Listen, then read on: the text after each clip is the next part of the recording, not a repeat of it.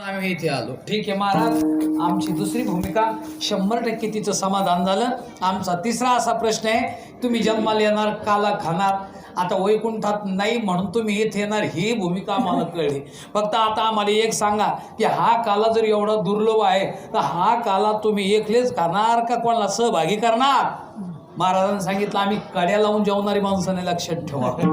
अलग लक्षात, कारण बऱ्याच लोकांना सवय असते फक्त जेवा म्हणण्याची, ते सुद्धा जड जाते, ते सुद्धा त्यांना जड जाते की मग जेव्हा म्हटलं हे बस नसतं काय. म्हणजे अशा एक लोकांची भूमिका आहे. एवढे आपलपोटे माणसं आम्ही नाही, मोकळ्या मनाचे मराठवाड्यातले. आम्ही जर बाहेर गेलो तर लोक म्हणते हे आले दाळे, मला कळतच नाही दाळे म्हणजे काय. ते म्हणते दाळे म्हणजे एकदा का डाळ भोगड्यात घातली किती लोक जेव्हा असं आहे. आलं का? म्हणजे हे आता अलीकडे वाट्या वगैरे तयार झाल्या, म्हणजे ही पद्धत आहे. म्हटलं का हो, आम्हाला तुम्ही नाव तर ठेवत नाही?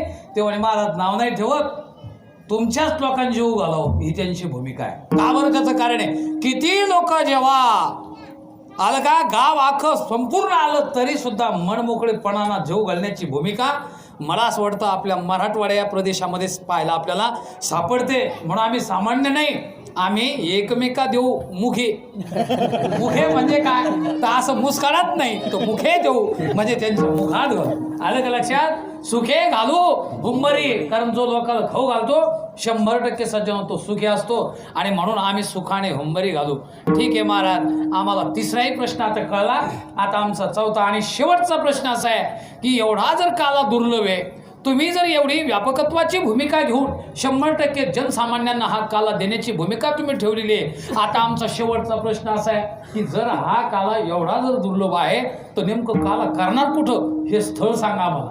म्हणजे पिंपळगावमध्ये करणार, कारल्यामध्ये करणार का, त्या वडीवाडीमध्ये करणार, भाटीपुरीमध्ये करणार, जातो आमच्या गावापर्यंत, आता रामनगरला करणार. आलं लक्षात? नेमकं करणार कुठं? ते म्हणजे रामनगर नाही, ते सोडायचं, सावरगावात यायचं, हडपात यायचं, भाटीपुरीत यायचं, थांबायचंच नाही तिथं. जिथं साधना झाली तिथं काला करायची.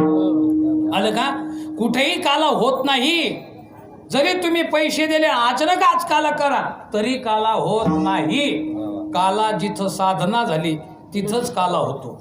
पिंपळगावमध्येच काला करणार, कारण त्यांनी नामस्मरण केलं, त्यांनी टाळ वाजवला, कोणी वर्गाण्या दिल्या, कोणी सडा सामर्जन केलं, कोणी त्याच्यावर रांगोळी रेखाटल्या, कोणी आमच्या गायक लोक मंडळीने भजन केलेलं आहे, अर्जुन महाराजांनी इथं वाजवलेलं आहे, नारायण महाराजांनी भजन केलेलं आहे. आणि आज मला असं वाटतं की सर्व भूमिका काही लोक, बरेच लोक त्याच्यात सहभागी झालेले, कोणी देण्यात सहभागी झालेले, कोणी घेण्यात सहभागी झालेले, हे लक्षात घ्या. आलं का? आणि कोणी देण्यात नाही, घेण्यात नाही, ते 12 भांगडीत ते म्हणजे आम्ही इथं पडतच नाही, इतके भाव होते. म्हणजे असाही एक वर्ग इथं आहे. आणि ते काही लोक असे बी आहे, हे यावर्षी सप्ताह करत तेच कसे यांना पाहतोच, पण नाविलाजून त्यांना इथं यावं लागलेले असेही लोक असू शकतात. कारण मी कीर्तनकार नंतर आहे, अगोदर हे कार्य करतात म्हणून काम करतो, म्हणून मी रेटून समाज आणत असतो, हे लक्षात घ्या. त्याचं कारणच असं आहे, सर्वांच्या भूमिका गाव पातळीवर आपण गेलं म्हणजे चित्र विचित्र समाज सज्जन.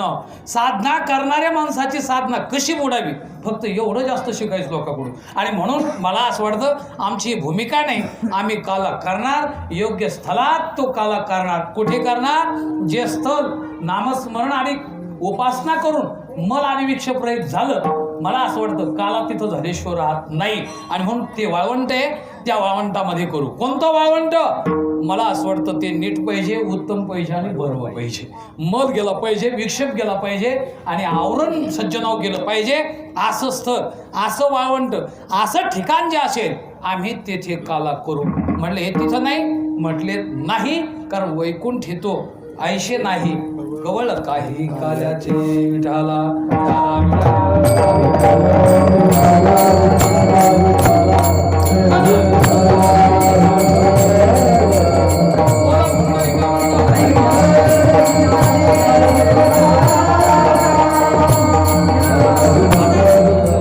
नेमका अभंगामध्ये काय भाव सांगायचा हा भाव आपल्या समोर ठेवला.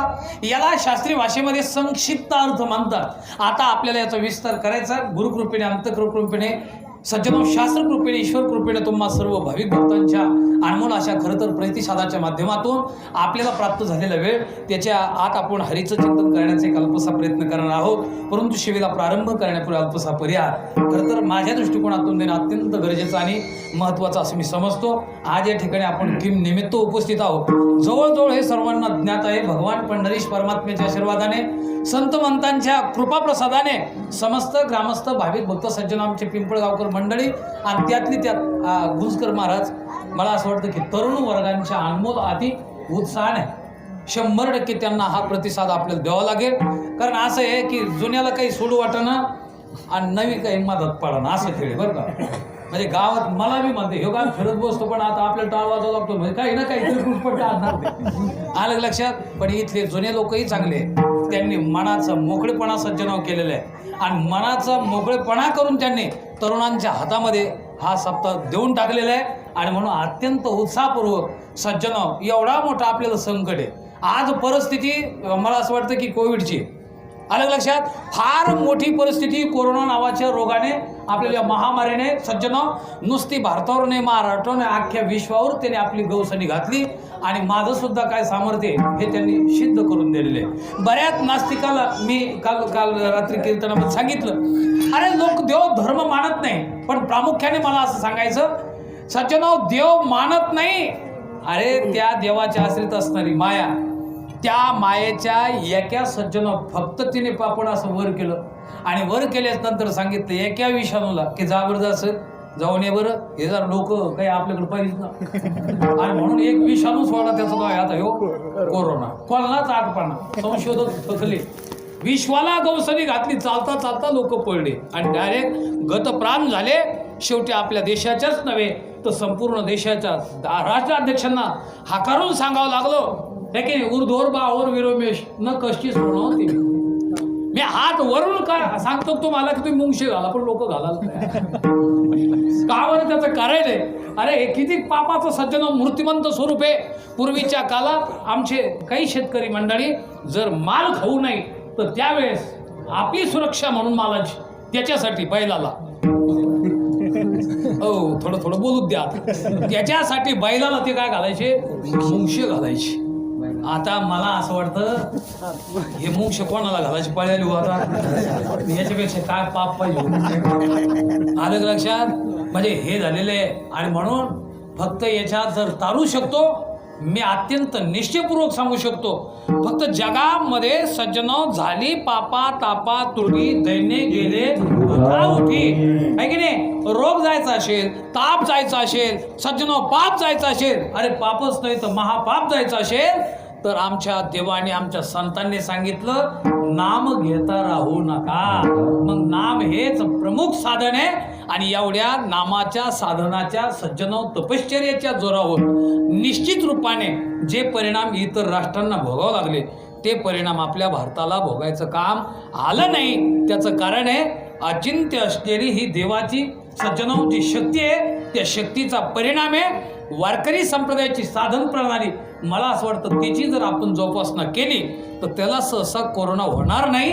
अरे कोरोनाच काय केवढाही महारोग आला तरी सुद्धा तुकाराम महाराजांचं एक प्रमाण आहे तो का म्हणे नवे बाधा अनेक कदा भूतांश. आता बाधा नव्हे का बरं कारण आमच्या वारकऱ्यांना विचारलं तुम्ही कोणता काढा घेता तर ते म्हटले 100% आम्ही काढा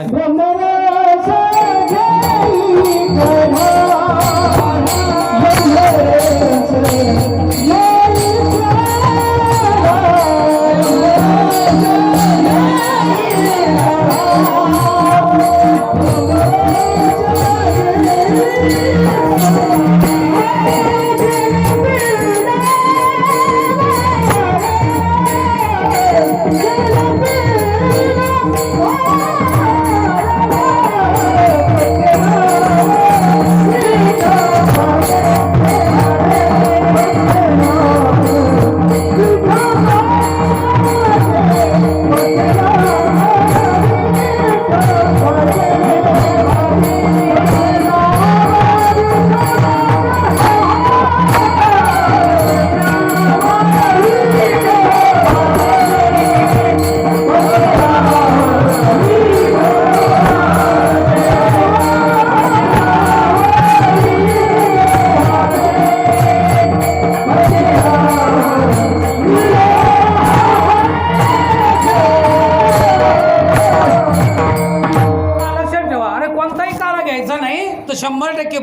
ब्रह्मरसाचा काढा घ्यायचा आणि ब्रह्मरसाचा काढा सज्जनो हा जर कोणी प्राशन केला असेल, मला असं वाटतं की तो फक्त वारकरी संप्रदायाने केलेला आहे. कारण पुढचं चरण असं आहे, पथ्ये नाम विठोबाचे अनेक वाचे न शेवी. 100% असं पथ्य पाळलं त्यांचं व्यक्तिगत समाधान सज्जन अलौकिक स्वरूपाचं असतं. आणि याची जोपासना जर कोणत्या संप्रदायाने केली असेल तर तो म्हणजे आमचा वारकरी संप्रदाय. सज्जन जुन्या लोकांचा तर सोडा, त्यांनी साधना केली, त्यांचं तप आमचे कामी आलं. तरुणांच्या अंतकरणात एक भूमिका जागृत झाली. आपण आपल्या गावातला अखंड हरिनाम सप्ताह आहे आणि त्याचं नाव नाम सप्ताह आहे, तो खंडित होऊ नये. आणि हे ज्यावेळेस अंतकरणात त्यांची भूमिका येऊन तरुणांनी घेतलेलं हे काम, मला असं वाटतं की निश्चित रूपाने एवढ्याही संकटामध्ये मी तर नेहमी सांगत असतो पुरुषार्थवान आहे तिथले तरुण. त्याचं कारण आहे की नाही, ब्राह्मणाच्या गल्लीत राहणारा माळकरी आणि खाटकाच्या गल्लीत राहणारा माळकरी. बोला मामा कोण चांगला? कसरत कोणाची? लक्षात आलं ना? कसरत कोणाची? ते म्हणे माळकरी आम्ही, आयुष्य गेलं माळ काढली नाही, ध्यान झालं नाही. वा, कोणाच्या गल्लीत राहते? ते म्हणे देव बापाच्या. अरे तिथं सारे कुलकर्णी देशपांडे देशमुखच आहेत. अलग लक्षात. ते बिचारे खात नाही पित नाही काय नाही, मुळातच ते चांगले वागत आहे. कसा याच्या गल्लीत राहते आणि मग त्याला ते दररोज काळ्या पिशव्या दिसते, इकडून कापलेलं दिसतं, तिकडून असं रक्त दिसतं आणि त्याच्यात मार्ग सज्जनाव आयुष्यभर राहा. खरी कसरत त्याची आहे, कारण बहुसंख्यक त्याचे नातलं घरातले तेच आहेत. पण तरी सुद्धा सज्जनाव याची भूमिका बदलत नाही. हे माझे शब्द नाही, गुरुजीचे शब्द आमच्या. अरे बामणाच्या गल्लीत राहणारा माळकरी पुरुषार्थवान नाही, कसायाच्या गल्लीत राहणारा माळकरी हा पुरुषार्थवान आहे. महाराजाचा मुलगा होणं म्हणजे हे पुरुषार्थ नाही. तो ज्याच्या घरात कोणीच नाही त्याच्या घरातला पोरगा महाराज होणं हा पुरुषार्थ आहे. लक्षात आलं का? इतर लोकांनी वेद सांगणं, ब्राह्मणाने वेदांत सांगणं किंवा वेद सांगणं कर्तव्य आहे का? कर्तव्य आहे. आणि आपल्या बहुजन समाजातल्या लोकांनी वेदांत सांगणं, अरे हा पुरुषार्थ ते मान्य करावा लागतो. का बरं? त्याचं कारण आहे, हे सज्जन आज आपले सारे लोक आहे इथं उपस्थित झालेले. अरे हे माळकरी आहे, शाकाहारी आहे आणि त्याचंही संशोधन झालेलं आहे. बहुतांश जे शाकाहारी लोक आहे त्यांना सहसा कोणता रोग अटॅक करत नाही, त्यात मग कोरोना सुद्धा असलं तरी चालेल. का बरं? म्हणून आमच्या संप्रदायामध्ये ग्रामीण भागामध्ये सहसा त्याने प्रवेश केला नाही. मग लोक म्हटले बरेच लोकांना जावं लागलं, हे बळच नेलेले. लक्षात घ्यावी.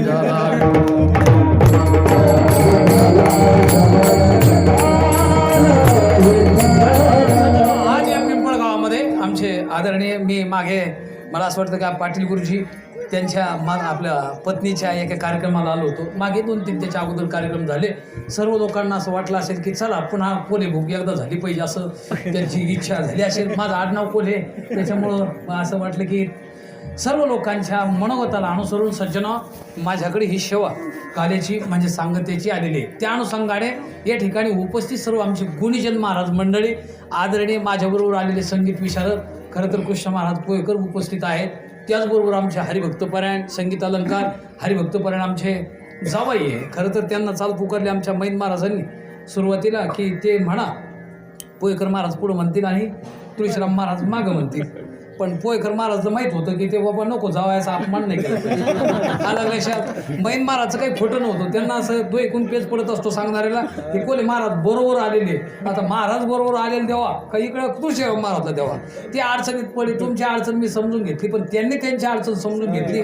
जावयाचा अपमान नको, कारण जावयाला सांभाळावं लागतं. कारण तुळशीराम महाराज आमचे खरं तर जावई आहे आणि ते जावयाचं कुठेही मान मान्यता द्यावाच लागते. त्यांचा आमच्याच्यानं धोरणं करण्यात नाही झाला, पण एवढा मान आलं लक्षात. आणि म्हणून आमचे तुळशीराम महाराज पोयकर महाराज आदरणीय आमचे खरं तर गायनाचार्य नारायण महाराज, मृदुंगाचार्य आमचे अर्जुन महाराज, आदरणीय सर्व ज्येष्ठ आणि श्रेष्ठ असलेले जुन्या कालापासून सज्जन त्यांनी अव्याहत या वारकरी संप्रदायाची सेवा करण्यात आपलं आयुष्य घातलं. पैसा पाकिट कधी पाहिलं नाही, पण आनंद कधी सज्जन लुटायचा सोडला नाही. त्यांचं नाव मुद्दाम मागं ठेवलं. ते म्हणजे जुन्याला मागं काऊन ठेवता? आपा श्रेष्ठांचा अनादर होऊ नये, कारण अगोदर सर्वांची भाषणं असते आणि नंतर अध्यक्षस्थानी मोठ्या लोकांचं भाषण असतं, हे लक्षात घ्या. आणि म्हणून मला असं वाटतं आदरणीय आमचे खरं तर बापू या ठिकाणी उपस्थित आहेत. देशमुख महाराज ज्यांना तुम्ही आवडीनं मानता सज्जन, खरं तर तेही या ठिकाणी उपस्थित आहेत. आदरणीय आमचे जालन्याचे आपले किरण महाराज या ठिकाणी उपस्थित आहेत, मैन महाराज आदी करून सर्व, आणि याच गावातील, आणि तेही आमची एक अर्थाने मी त्यांना म्हणजे सुरुवातीपासून त्यांना म्हटलं जावा इथं कसं काय, मला काही माहीत नव्हतं, हे त्यांचंच गाव आहे आमचे गुंजकर महाराज, कारण आमच्या आदरणीय ज्येष्ठ गुरुबंधू वाघ महाराज यांचे ते जावई, म्हणजे उर्फ आमचे ते जावईचे, लक्षात घ्या. आणि जावयाला सांभाळणं फार कठीण असतं, पण असं काही तुम्ही काही धोका मानू नका. सर्वांना सांभाळून घेण्याची भूमिका ज्याच्याकडे त्याचं नाव कोल्हे महाराज.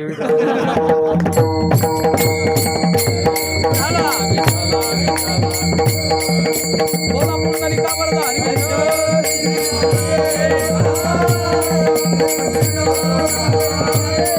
बर. चला आता हे मला असं वाटतं लाईटची गरज नाही मला, हे त्याचाच लय आवाज येतो.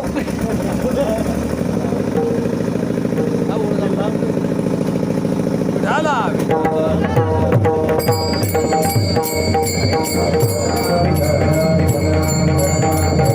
सज्जनो, चला आता मला असं वाटतं की मला सांगायचं तुम्हाला ऐकायचं, पण माझा आवाज तुमच्या लक्षात येतो ना, अजिबात काही विक्षिप्त काही होऊ नका बरं का. आता हे काही सुधरू देणार नाही मला. सांगायचं तात्पर्य आहे की जगद्गुरु तुकाराम महाराज यांनी सांगितलं की आम्ही उपजनीयापुरती येऊ, काला खाऊ दही भात अशी प्रतिज्ञा केलेली आहे. वास्तव जर विचार केला तर प्रामुख्याने सज्जनं काला सेवन करण्याची प्रतिज्ञा केली.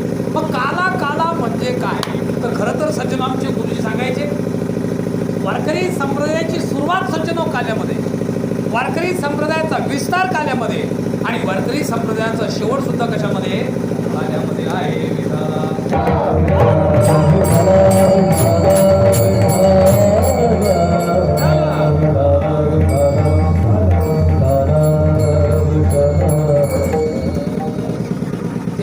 इकडं सुधरू द्या ना, मला बोल द्या ना. हा असं आहे, मी जरा जोरात आवाज करतो पण ते पण राहू द्या, अडचण नाही पडू देत मी. हा विठाला विठाला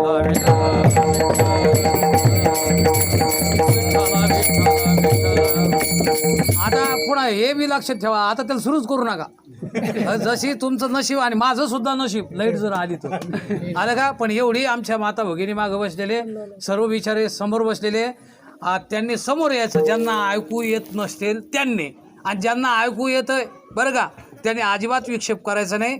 इथून पुढे मी सांगितलं मला सांगायचं आणि तुम्हाला ऐकायचं. वारकरी संप्रदायाची सुरुवात काल्यात, वारकरी संप्रदायाचा विस्तार काल्यात, आणि वारकरी संप्रदायाचा शेवट सुद्धा कशामध्ये, काल्यामध्ये. गुरुजी तर अगदी आवडून सांगायचे वारकरी संप्रदायाची सुरुवात सज्जनो कर्मकांडात आहे, म्हणून कर्मकांड म्हणजे काला.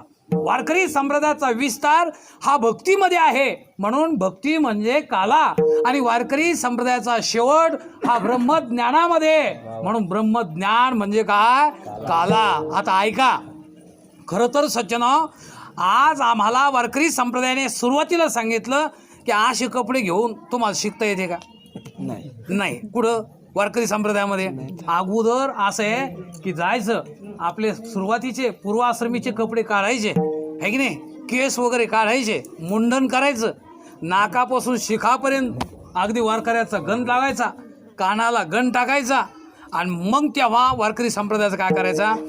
आता हे का काला आहे का, हे का ब्रह्मज्ञान आहे का, पण ब्रह्मज्ञानाची सुरुवात आहे, लक्षात घ्या. ही ब्रह्मज्ञानाची काय आहे, सुरुवात आहे. कारण आचनो तिथे आचार्य, पहिलं सज्जनो ही वारकरी संप्रदायाची प्रणाली आहे. मग हे कर्मकांड नाही हवा, ज्ञान सोपं आहे, कर्मकांड अंमलात आणणं कठीण आहे. ज्ञान सोपं आहे म्हणून तर गुरुजी सांगायचे कर्मकांडात काय काय बसते हो, धर्मे तत्परता. अगोदर तो धर्मात तत्पर असला पाहिजे. अलग लक्षात. बऱ्याच वेळाला अहो धर्म केला माऊलीने सांगितलं, त्या क्षणामध्ये सुख समाप्त झालं, सर्व सुखाचा थारा मोडला, जैसा दीपासवे हरपला प्रकाश जाय. काय झालं म्हणजे दिवा विजला आणि मग दुसऱ्या दिवशी सकाळ सकाळ मग प्रकाश निघून गेला. तुझं नाव काय, शंकर महाराज. म्हणजे दिवा विजला आणि दुसऱ्या दिवशी प्रकाश गेला, लगेच बस का दिवा इजला की, हा दिवा इजला की प्रकाश गेला. लक्षात घ्या, ज्या माणसाने धर्म सोडला समजून घ्यायचं त्या क्षणामध्ये त्यांना सुखाला सोडलेलं आहे. आता आपल्या लक्षात येत असेल किंवा नसेल, पण ज्या माणसाने धर्म सोडला, मग ती बाई असू द्या, पुरुष असू द्या, कोणी असू द्या, सर्व सुखाचा थारा मोडला, दीपासवे हरपला प्रकाश जाय. म्हणून काही करा, गुरुजी सांगायचे आपला धर्म सोड जाऊ नका, धर्म अत्यंत महत्वाचा आहे. म्हणून तर वेडे नव्हते तुकाराम महाराज. अरे आम्ही धर्माचं पालन करण्याकरिता धर्माचे पालन करणे पाखंड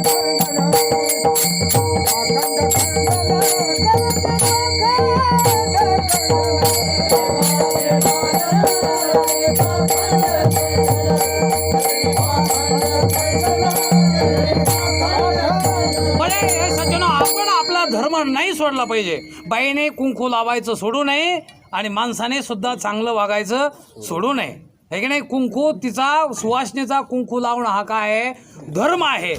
जो ज्याचा त्याचा स्वतंत्र धर्म आहे. म्हणून आपण आपल्या धर्मात काय असलं पाहिजे, तत्पर असलं पाहिजे. अरे हा कालाच आहे, काला तरी नाही पण कालेची काय सुरुवात आहे. म्हणजे कर्मकांड म्हणजे काला आहे. मुख आहे मधुरता. दुसरा मुद्दा आहे धर्माचा की आपलं मुख नेहमी मधुर असलं पाहिजे. पहा तुम्ही, ज्यांची वाणी कटू आहे त्यांना सत्याला बोलीत नाही मला. लक्षात घ्या, ज्यांची वाणी कटू आहे सत्य म्हणते आम्ही खरं बोलतो. अरे खरं बोलून घरीच बैस. खरं बोलतो कटू बोलतो काय फायदाच नाही. लक्षात आलं का. वाणी मधुर पाहिजे. मधुरा वाणी ओटी तुका म्हणे वाव पोटी. लक्षात आलं का. प्रिय वाक्य प्रधानेन सर्व तुष्यंती जंतवहा तस्मात तदैव वक्तव्य वचने की दरिद्रता. माऊलींच्या भावे आटू वेगू विंदाणू आशा नाम प्रातरुणू हे तिजिले अवगुणू जे वाचा नऊ सज्जनो दोषाने आपली वाणी रहित असली पाहिजे. कोणाला आशा लावू नये. अलग लक्षात. कोणाची प्रातरण करू नये आपल्या याच्यातून वाणीमधून. प्रिय वाक्य सज्जनो, आज मी जर तुमची स्तुती केली, पिंपळगाव सारखं गाव नाही आपल्या तालुक्यात, प्रत्येक गावात मी फिरतो. लोक म्हणते वा ते नका काही करेन, आपण ते म्हणतो वा काय आपलं गाव चांगलं आहे. आता लक्षात ठेवा. का बरं. कारण स्तुती प्रधानता. जगाला तुम्हाला आता एक मनुष्य आपल्या गावातला पोरगा 2 पळून गेले आणि पळून गेल्याच्या नंतर बरं का योगाने पळून गेल्याच्या नंतर काय तिकडे पाहू नका कोण ते त्यांच्या भानगडी कीर्तन ऐकायला लागले का तिकडे पाहा लागले.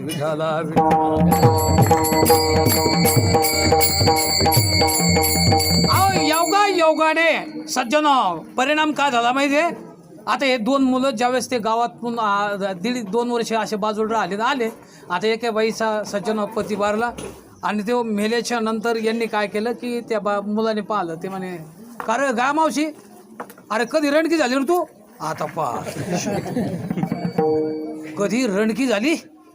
म्हातारी गल्लीत भर गल्लीत आणि मग उचलला तिनं तिच्या वाड्यात नेला. अगदी मस्त दोरीनं बांधला खांबाला आणि जेवढा राग होता तेवढा ठोकला. इतका हल्ला लाल झरीत गेला आणि दिवसभर सोडलाच नाही. मेल्या तुला आता पाणी नाही, तुला चहा नाही, पळून गेला. मला असं वाटलं काय चाललं बाळ्यान, माझ्या मुखाकडं पाहून तू मला रणकी म्हणतो होय. मला दुसऱ्या दिवशी त्याचा दोस्त राजा तो सज्जनो बाळ्या दिसाना आणि म्हणून फिरू लागला. ते वाड्यात बांधलेला दिसला आणि मग ती म्हातारी ती बाजूला बसलेली. हे बिचारी मग असे इकडं. तर त्यावेळेस त्या म्हातारीने विचारलं की तू कुठे गेला होता राजा. तो म्हणजे मी याच्याबरोबर. अगं गाय मावशी, अरे वैधव्य तुला कधी प्राप्त झालं. तर त्यावेळेस ते गाय मावशी सांगितलं राजा थांब पाणी पे, तुला एक कप भर चहा करते आणि हे मेलेलं समजून सांग. आता मला एक सांगा तुम्हाला मला प्रश्न करायचा. पहिला बाळ्या म्हटला गाया मावशी कधी रणकी झाली आणि हा बिचारा दुसरा म्हटला कधी वैधव्य प्राप्त झालं. दोहीचा अर्थ सांगा मग. हो जुने माणसं आहे तुम्ही, दोहीचा अर्थ सांगा. दोहीचा अर्थ काय आहे. अहो रणकी तरी कुंकू नाही आणि वैधव्य प्राप्त झालं तरी कुंकू नाही. पण बाळ्याला दिवसभर ठोकला आणि राजाला चहा पाजवला. कशाचा परिणाम ते सांगा. हा कशाचा परिणाम आहे. मी तुम्हाला फक्त मुद्दा पटवून देतो.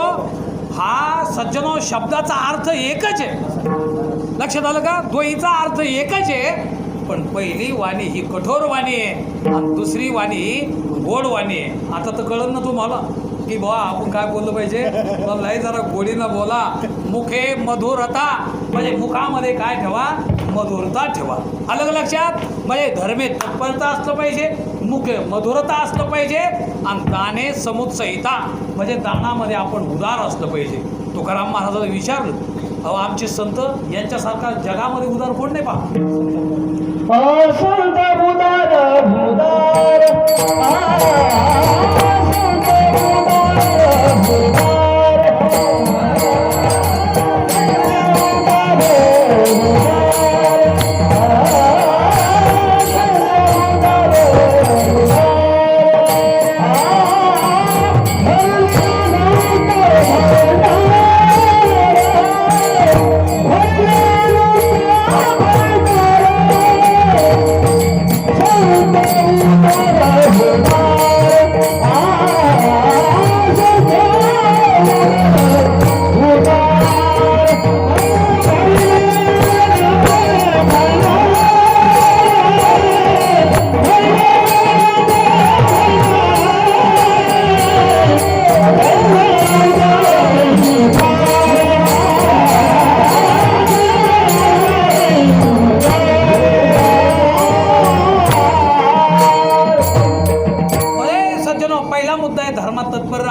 मुखामध्ये मधुरता ठेवा, दानामध्ये सज्जन उदारता ठेवा.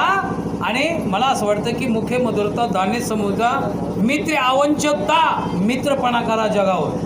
तुम्ही जर शत्रू झाले, सारेच लोक डोळ्यात पाहा लागले, तर तुम्ही काय लोक काही सोपे नाही. तुम्हाला लोकाला सुद्धा तुम्ही सज्जन निश्चित रूपाने काय दिलं पाहिजे, प्रेम दिलं पाहिजे.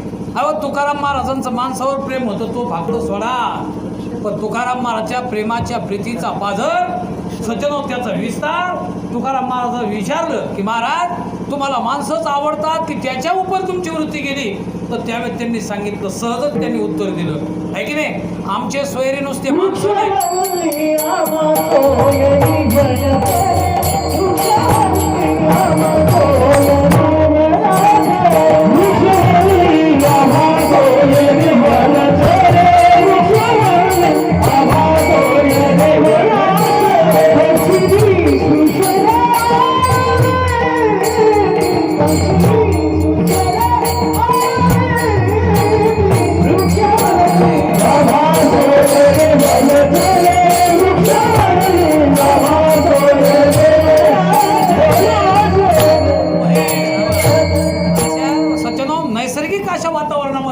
आमचे महाराज आपलं जीवन व्यतीत करायचे. याचा अर्थच असा आहे, मित्र आवश्यकता सज्जन आमच्या वापा वाथी नदी आहे की नाही. गायीची दृश्या हरू व्याघ्रा बीच होडी मारू, हे नेण्याची गा करू तरु तोय जैसे. सज्जन पाणी विचार करत नाही, वाघ आला काय आणि गाय आली काय, सर्वांना सारखं आहे. तसं समत्वाचा व्यवहार आपला असला पाहिजे. हा कालाच आहे असं वागणं, मला हे सांगायचं. धर्मात तत्पर राहा, काला आहे. मुखात मधुरता ठेवा, काला आहे. लक्षात आलं का? दानामध्ये उदार ठेवा, काला आहे. कोणाविषयी निष्कपट, मला असं वाटतं कपट ठेवू नका, अरे हे कालाच आहे. फक्त वारकरी संप्रदायाची वागण्याची का भूमिका आपण आपल्या अंतःकरणामध्ये जागृत ठेवली पाहिजे. आणि म्हणून मित्र आवंचकता गुरु विनयता. कारण आपण आपल्या ज्यांच्याकडून तत्वज्ञान आपण घेतलं त्यांच्याविषयी आपण अत्यंत नम्र भाव असला पाहिजे. सासूने सुनाशी नम्रतेचा व्यवहार केला पाहिजे, मुलाने बापाशी नम्रतेचा व्यवहार केला पाहिजे, शिष्याने गुरुशी नम्रतेचा व्यवहार केला पाहिजे. का बरं? त्याचं कारण आहे. आता सासूने जर सुनाला हाक मारले, तिने काय म्हणा, आव, हे उद्धट झालं. गुरुजी आमचे सांगायचे, जी म्हणायचे आहे की नाही. तिला काय म्हणायचं, जी. माऊलीची ओवी पाहा तुम्ही, ओम नमो जी, म्हणजे आदरार्थी शब्द आहे हा. तसं मला प्रामुख्याने सांगायचं, आदर असला पाहिजे, आपण नम्र असलं पाहिजे. मला सांगा मामा, बरं का, उद्धट माणसाचा उद्धार होतो का नम्र माणसाचा उद्धार? बरं, तुमच्या आता नदीला पूर आला आणि झाड आहे आणि लवाळ आहे. पूर आल्याच्या नंतर कोण राहतो आणि कोण जाते? हा, झाडं जाते आणि लवाळ राहते. मग आता मला पुढचा प्रश्न असा आहे, झाड का जाते आणि लवळ का राहते? हा, ते वाकत आणि जे वाकत ते राहत आणि जे गोंड्या तुटूस तर चालत पुढं ते जातं. बरं काय लक्षात? आणि म्हणून जो नम्र झाला तो आनंदाला कोंडितो आणि तो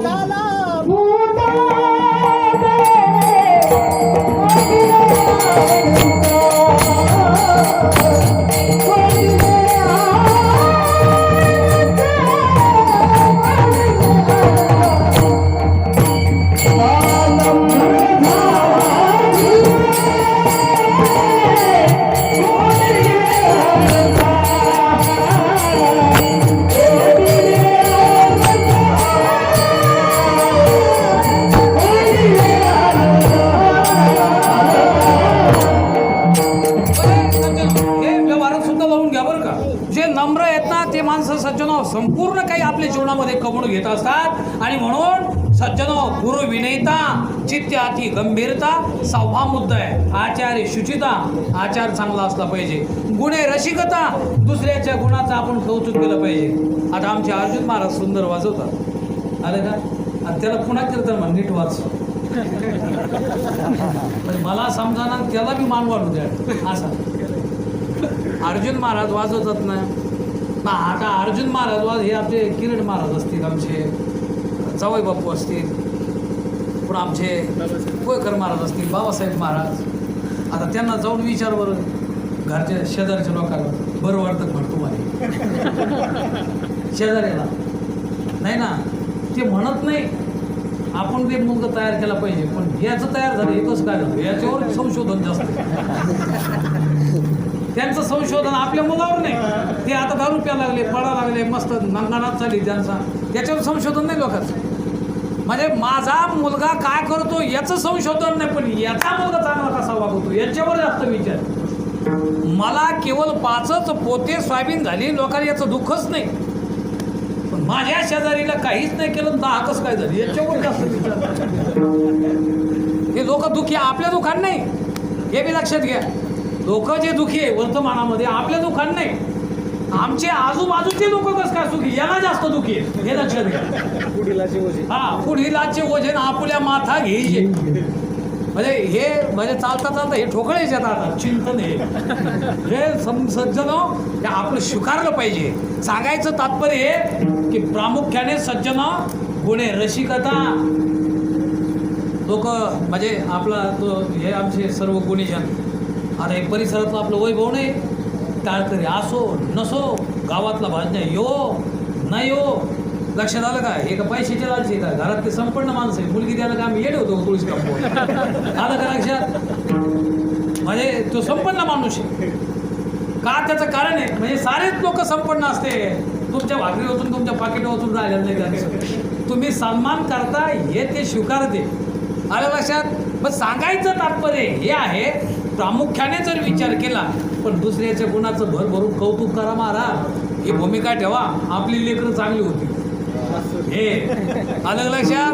म्हणजे गुणे रसिकता, शास्त्राती विज्ञानिता हे नाही करणार तुम्हाला, पण जाऊ द्या है की नाही. रूपे सुंदरता हरव भजनिता तत्सेवम सदृश्यते, हे 9 मुद्दे आपल्या शास्त्रात सांगितलेले कर्मकांडामध्ये आहे. असे कर्मकांडातले 9 मुद्दे जो अंमलात आणतो प्राथमिक क्षणामध्ये, कर्मकांड म्हणजे कालाचे, आणि असा जर काला घेतला तर फल काय, तर मल नावाचा तोच जाणं हे त्याचं भले विधान.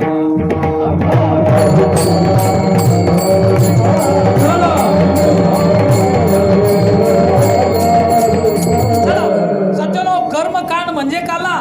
आता माझा दुसरा मुद्दा असा आहे की उपासना म्हणजे काय, भक्ती म्हणजे काला. कारण भक्ती कुठं निर्माण झाली आहे की नाही, म्हणजे उत्पन्ने द्रविड देशामध्ये आहे की नाही. क्वचित महाराष्ट्रामध्ये तिनं कुठं प्रवेश केला. आणि गुर्जरे जीर्णताम गताम, गुजरातमध्ये मी गेले, जीर्ण झाले आणि प्राप्ते तू वृंदावने. ज्यावेळेस मी वृंदावन क्षेत्रामध्ये गेले तर माय वृद्धिताम गताम, मी वाढल्या गेले. मला एक सांगा, भक्तीचा विस्तार म्हणजे कालाचे. आता एवढं फक्त देश नाही घ्यायचा तर अंतकरण घ्यायचा. प्रत्येक आपल्या रोमामध्ये त्या भक्तीने सज्जना स्वीकृती करणं म्हणजे हा कालाचे बरं का. म्हणले फल काय आहे, अशी जर भक्ती आम्ही केली तर तुकाराम महाराज सांगितलं ईश्वर नावाचा दोष गेला विधाला.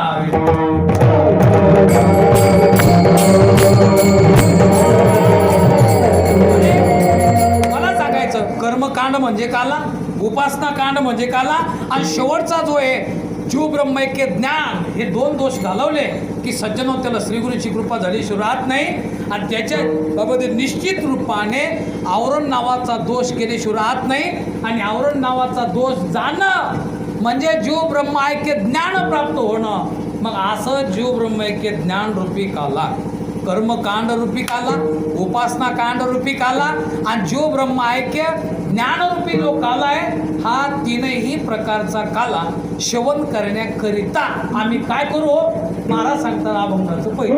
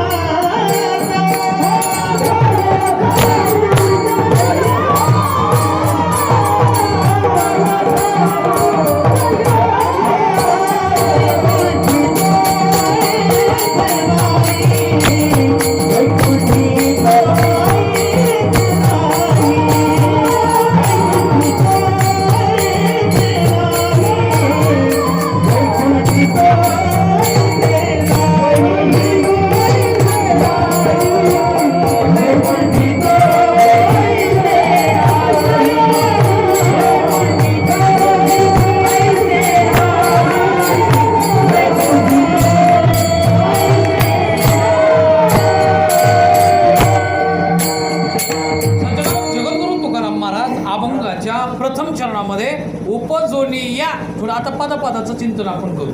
उपजोनी या, उपजोनी येऊ या शब्दाचा अर्थ हा वर्तमान कालवाचक शब्द आहे, भूतकालवाचक शब्द आहे का भावी कालवाचक शब्द आहे? महाराज हा येऊ भविष्य आता तुम्ही जर आम्हाला बोलवलं तर येऊ म्हणजे कधी भविष्य. आता का पुढं? भविष्य बाबा हा मग कोणतं आहे? भविष्य हा. समजून घ्यायचं. वर्तमान कालवाचक शब्द नाही येऊ. आता मी जर म्हटलो आता पुढच्या जन्मात आम्ही पुन्हा नरदेवाला येऊ, शक्य होईल का? आता दे का आपल्या ते नाही. म्हणून तर गुरुजी सांगायचे बाबा पहिल्यांदा मला असं वाटतं की सज्जनाव आमच्या संतांना भावी कालातलं ज्ञान आहे, आमच्या संतांना वर्तमान कालातलं ज्ञान आहे आणि आमच्या संतांना भूतकालातलं सुद्धा काय ज्ञान आहे. आता लक्षात घ्या, गुरुजी सांगायचे ज्याला भूतकाल कळत नाही, वर्तमान कळत नाही आणि भावी कालात काय होईल हे कळत नाही त्याचं नाव जीव, आणि ज्याला तिन्ही कालाचं यथार्थ ज्ञान आहे त्याचं नाव काय? हो संत आहे. मग आता लक्षात ठेवा. मामा हो झोपले का? हां मग वर पहा वर. जन्म कोणत्या तारखेचा आहे आपला? हा हा 1960 मध्ये. बरं फुगले असतील पण अंदाजे सांगा लागेल. 60 वर्ष वय. 60 वर्ष. बरं 1960. बरं जाऊ द्या. संध्याकाळी जन्म झाला का दिवसा? ते माहिती आहे का मला? माहिती आहे का? बरं जाऊ द्या. ते माझ्या आईला माहिती. बरं आईला माहिती. ठीक आहे. लग्नाची तारीख तुमच्या? जो मुलगा पहिला झाला त्याची तारीख? मला एवढंच सांगायचं. भूतकालातलं तुम्हाला ज्ञान नाही. सरळ सरळ सांगा परवा दिवशी सकाळी भाजी कोणती खाली? जाऊ दे लई लांबचं याद हा वरण खाल्लं पण तितकं होतं हे लक्षात घ्या. हा इतकं लवकर नाही येत ते. हा आता मला एक सांगा, जाऊ द्या विनोदाचा भाग कोणाला तरी मला सांगायचंच होतं. वास्तव सज्जनाव भूतकालात अरे आम्ही काय करत होतो हे आम्हाला कळतं का? नाही कळत. लक्षात आलं का? म्हणजे आम्हाला भूतकाल कळत नाही. बरं जाऊ दे. आता सध्या आपल्या देशाचे पंतप्रधान काय करत असतील? हा तुम्ही ते माग टोचावं लागेल पुढं आलं का लक्षात? महाराज असू दे पण ते बिचारा नवीन आहे घाबरा लागला. मग आता मला सांगा वर्तमान काल आपल्याला कळत नाही काय झाली आजूबाजूला, भावी कालामध्ये काय होणार आहे? लक्षात आलं का? कोरोना येतो का याच्यापेक्षा मोठी महामारी येते का डायरेक्ट प्रलय काल होतो काय सांगते आपल्याला? म्हणजे तीनही कालाचं आम्हाला काय नाही ज्ञान नाही. मुद्दा समाप्त झाला. आमच्या संतांच्या बाबतीत जर विचार केला तर आमच्या संतांना भूतकालातलं ज्ञान प्रमाण त्याच्यासाठी. महाराजाला विचारलं महाराज माग काय केलं हो तुम्ही? त्यावेळेस महाराज बहुता जन्मी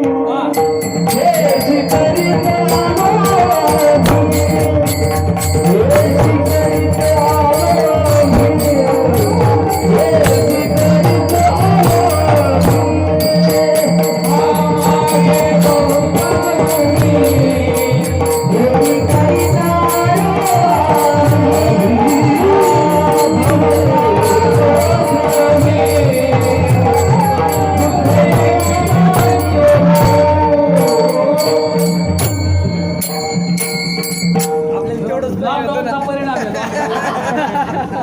विसरणी आपली हानी झालेली आहे.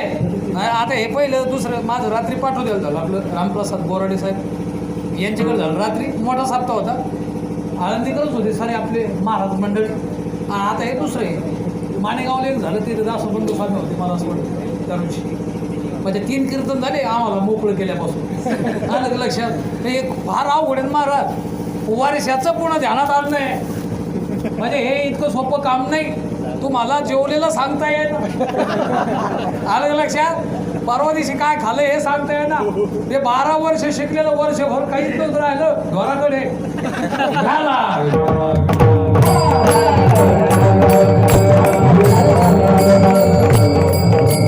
म्हणजे विनोदाचा भाग सोडून द्या. सांगायचं तात्पर्य हे आहे की आम्हाला संतांना तीनही कालातलं ज्ञान आहे.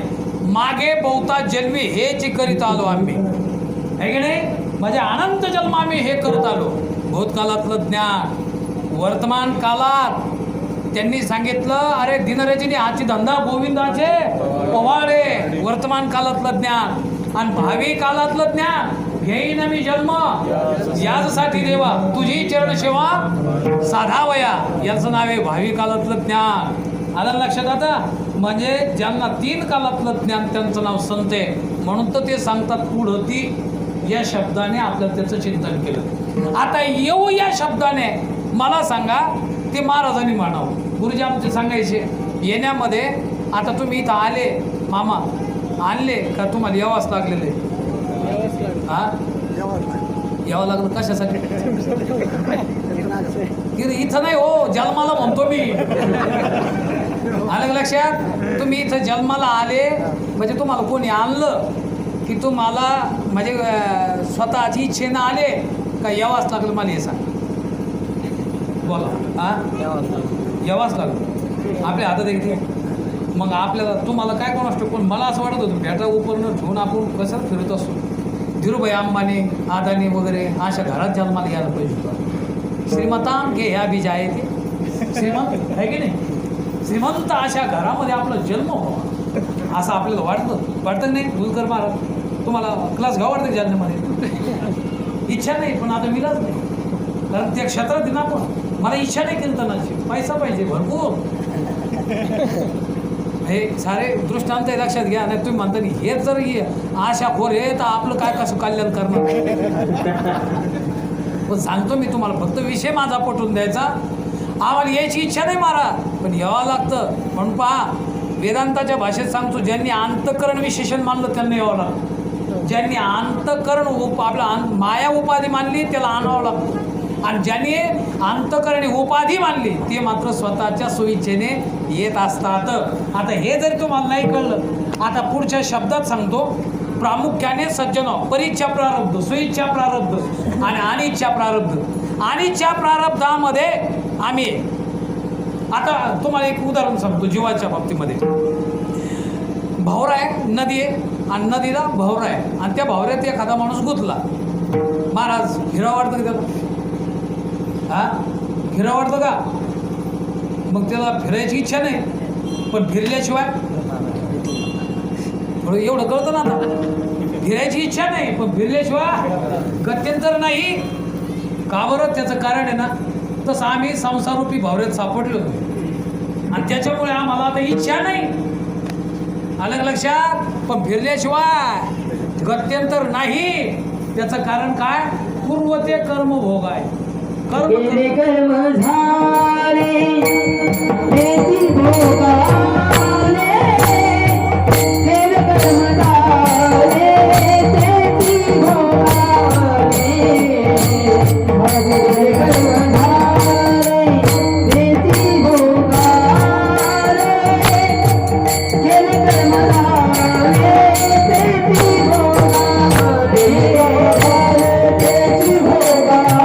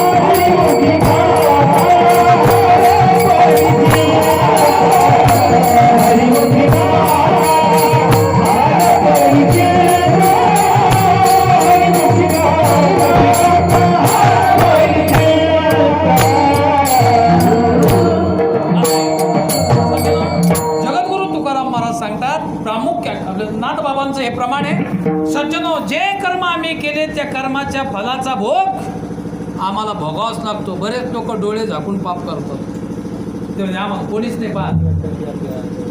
आणि ज्यावेळेस सज्जना हे आमच्या माता भगिनी नाही म्हणत का मेल्या लय खाल्ला आता फेड.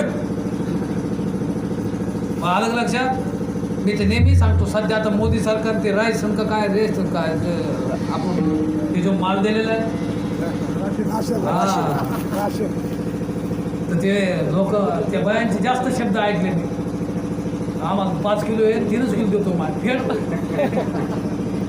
बिचारी इथले कोणी करत नसतील तसं. आणि खाऊ नका हे गोरगरीबास, जे कोणी असतील ते डायरेक्ट बोलतो मी. पण इथं नाही बोलायचं तर सांगायचं कुठं? आणि कोणी सांगावं याला मग आमच्या गावातल्या नाही सांगता दुसरं कोण नाही सांगणार. पण ह्या बिचाऱ्या ना हे धंदे कामं करणारे बाया त्या यांचा आशीर्वाद लागतो, पापं लागतं. लक्षात घ्या. इतकं म्हणजे मी तळतळीत बोलतो, कारण मी आमच्या गावाचं पाहतो तर मला असं वाटतं की झोपूच नाही. मग दुसऱ्याच्या गावाला सांगायला जमतो पहा खेळतात बरं. हे लक्षात घ्या. लहान लहान मुलं आहेत ते निष्पाप आहेत, ते संतांच्या ठिकाणी आहे. जे कोणी असे पातक करणारे असतील सज्जनो, सरकार काही इथे यायला नाही बसलं, ते बिचारं ते त्यांचं काम करतं, ते प्रामाणिक लोक राहते. पण इथपर्यंत येणाऱ्यांचं काम आहे त्यांनी ते पोच करा. आले तर रागे येऊ दे, नाही तारीख भेटली तरी चालत, काही गरज नाही. पण तुमच्या पापात आम्हाला सहभागी तरी करू नका. कारण गप्प बसा आमच्या स्वार्थासाठी. पण बिचारांचं मला हेच सांगायचं, घडवावं लागतं माऊली. आम्ही असो अगर तुम्ही असो कोणी असो, कीर्तनात बी जे कोणी मागून काही याच्यावर धंदा म्हणून जर करत असतील, कीर्तनाकरिता पैसा लागतो का पैशासाठी कीर्तन? थोडं बोला आता. कीर्तनाकरिता पैसा लागतोच. कारण जर दिवस तुम्हाला घालायचा, जर तुम्हाला इथपर्यंत यायचं, तुम्हाला सर्व साधना जर पुरवायच्या 100% पैशाची गरज आहे. पण सज्जनो, हे बी बिचारे देणार आहेत ना आम्हाला 100 रुपये 50 रुपये जमा करून घामाचे द्यायचे. आणि ते मागून जर घेतले तर सज्जनो मजबुरीने आम्हाला त्यांनी दिलेले. ते आमच्या घरात सुद्धा ते दम खाणार नाही, 100% ते त्रासच देतील. मग आता तुम्ही म्हणता व हे असे करते ते बिचारे, ते बी सामाजिक कामात गुंतलेले कुठे. त्यांना हे कळतं, जे मोठाले मागून घेते ते तुमच्या गोरगरिबाचं घेत नाही असं मला ज्ञात आहे. ते इंदुलकर महाराज वगैरे 50 घेते, पण ते बिचारे तुमचेच लेकरं शिकवते, हे लक्षात घ्या. म्हणजे तेही तुम्हाला सांगतो मी.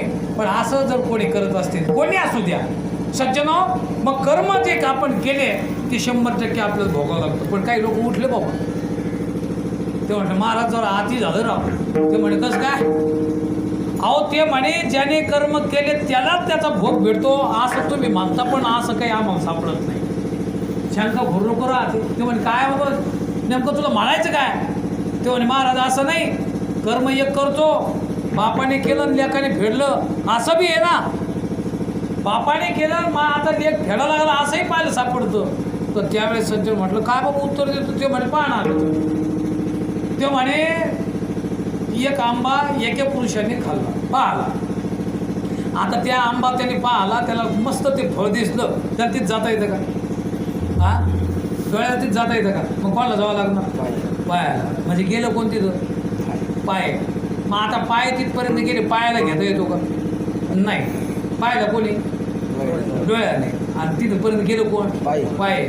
आता पायाने घेतलं आणि त्याच्यानंतर आता घेता येतो पायाला? नाही. मग घेतलं कोणी? हाताने. आंबट आहे का खारट आहे की याचा श्वास कसा आहे हे त्याला कळतो का? नाही. मग कळून कोण त्याला? नाही ना. नाक नाही ना माझं. नाकाने काय दिला?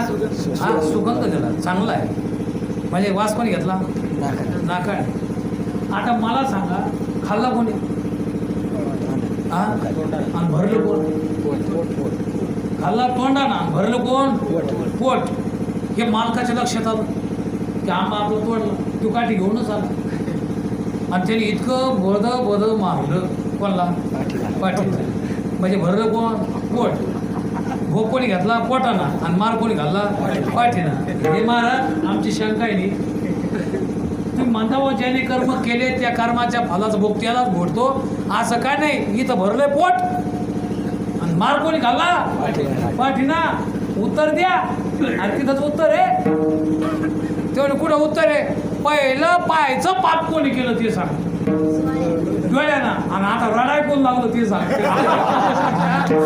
हे अत्यंत महत्वाचं आहे म्हणजे ह्या बारकाव आहे ज्यांनी पाहायचं पाप केलं हे सुरुवातीचं पाप ज्याने केलं ते त्याला भोगावं लागतं हे जीवाच्या बाबतीमध्ये आलं लक्षात म्हणून सज्जन असं आहे की जीवाला यावं लागतं त्यांनी केलेले कर्माचा फलभोग भोगण्याकरिता आमचे देव मात्र आता पुढं सांगायचं आपल्याला त्याला आणावं लागतं आणि संत मात्र येत असतात म्हणून त्यांनी सांगितलं ओपजोनी या पुढं ती येऊ आणि काय करू हो महाराज सांगतात काला खाऊ दही भात म्हटलं का त्याचं कारण असं आहे की हा काला तेथे नाही वैकुंठी तो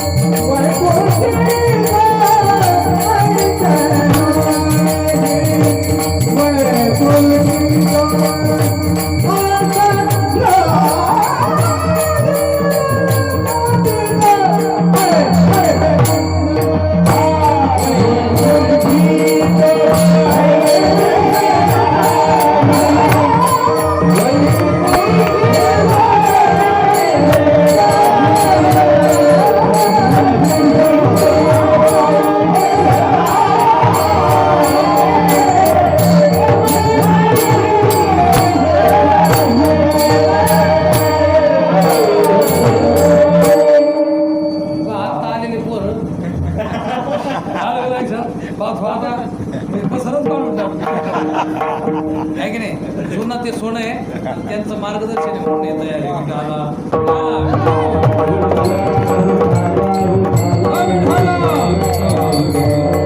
सज्जनाव वैकुंठात हा काला नाही लक्षात घ्या का नाही कवळ काही काल्याचे आता थोडं जरी अवघड असेल पण थोडं थोडं सांगावं लागतं काला म्हटलं की गुरुजी सांगायची आमची दही भाताचा काला आहे हरिनामाचा काला आहे आणि एक जीव ब्रह्म ऐक्य काला आहे मग काले किती झाले महाराज किती काले सांगितले मी आता ते सांगितलं प्रश्न करायचा नाही मला तुम्हाला फक्त तुम्ही समोर म्हणून करायचं किती काले सांगितले आपण 3 काले कोणते कोणते काले दही भाताचा काला हरिनामाचा काला आणि जीव ब्रह्म ऐक्य काला मग आता काले जर 3 आहे तर खाणारे शरीर किती पाहिजे बरोबर ना काले जर 3 आहे तर खाणारे शरीर किती पाहिजे 3 मग कोणते कोणते स्थूल शरीर आहे सूक्ष्म शरीर आहे आणि कारण शरीर आहे मग आता हे 3 शरीर आहे 3 काले आहे तर ज्या लक्षणेने खायचा त्या लक्षणा सुद्धा किती आहे 3 आहेत जहद लक्षणा अजहद लक्षणा आणि जहद लक्षणा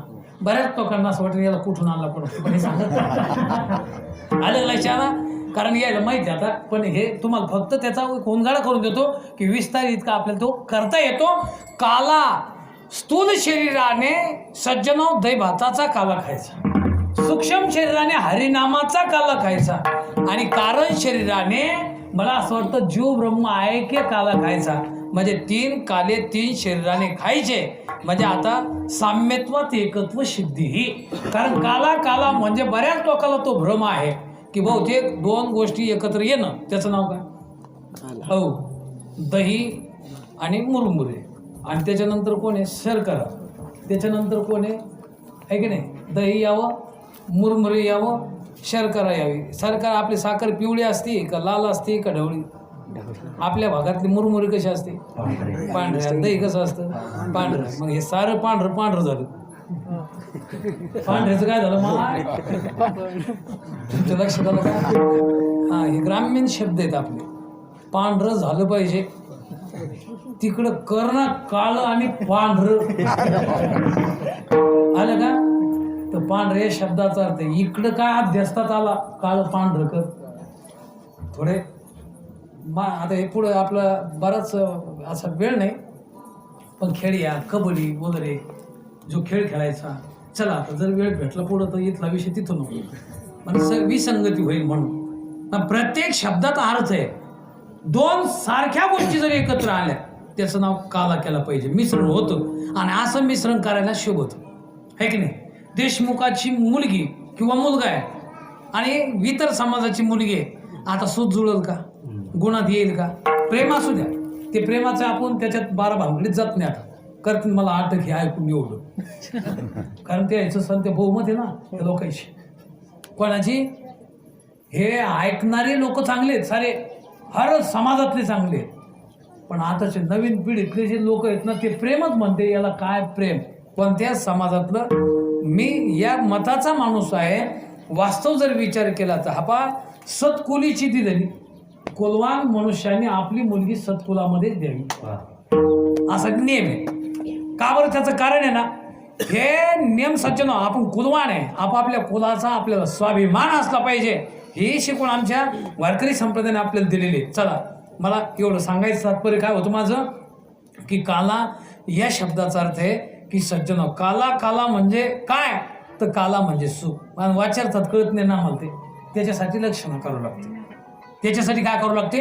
लक्षणं करावं लागते. आता बऱ्याच वेळेला तुम्हाला सांगतो, संबंधीच्या ज्ञानाने काला म्हटलं की सुखच आठवलं पाहिजे, काला म्हटलं की सुख आठवलं पाहिजे. आता ऐका, कधी संबंधीच्या ज्ञानाने अर्थाचा बोध होतो, कधी सादृश्य ज्ञानाने अर्थाचा बोध होतो, कधी पदाच्या ज्ञानाने अर्थाचा बोध होतो असतो. मला लक्षात ठेवा, कधी कधी क्रियेने अर्थाचा बोध होतो, कधी कधी पदाने सज्जनो त्या अर्थाची काय होतो?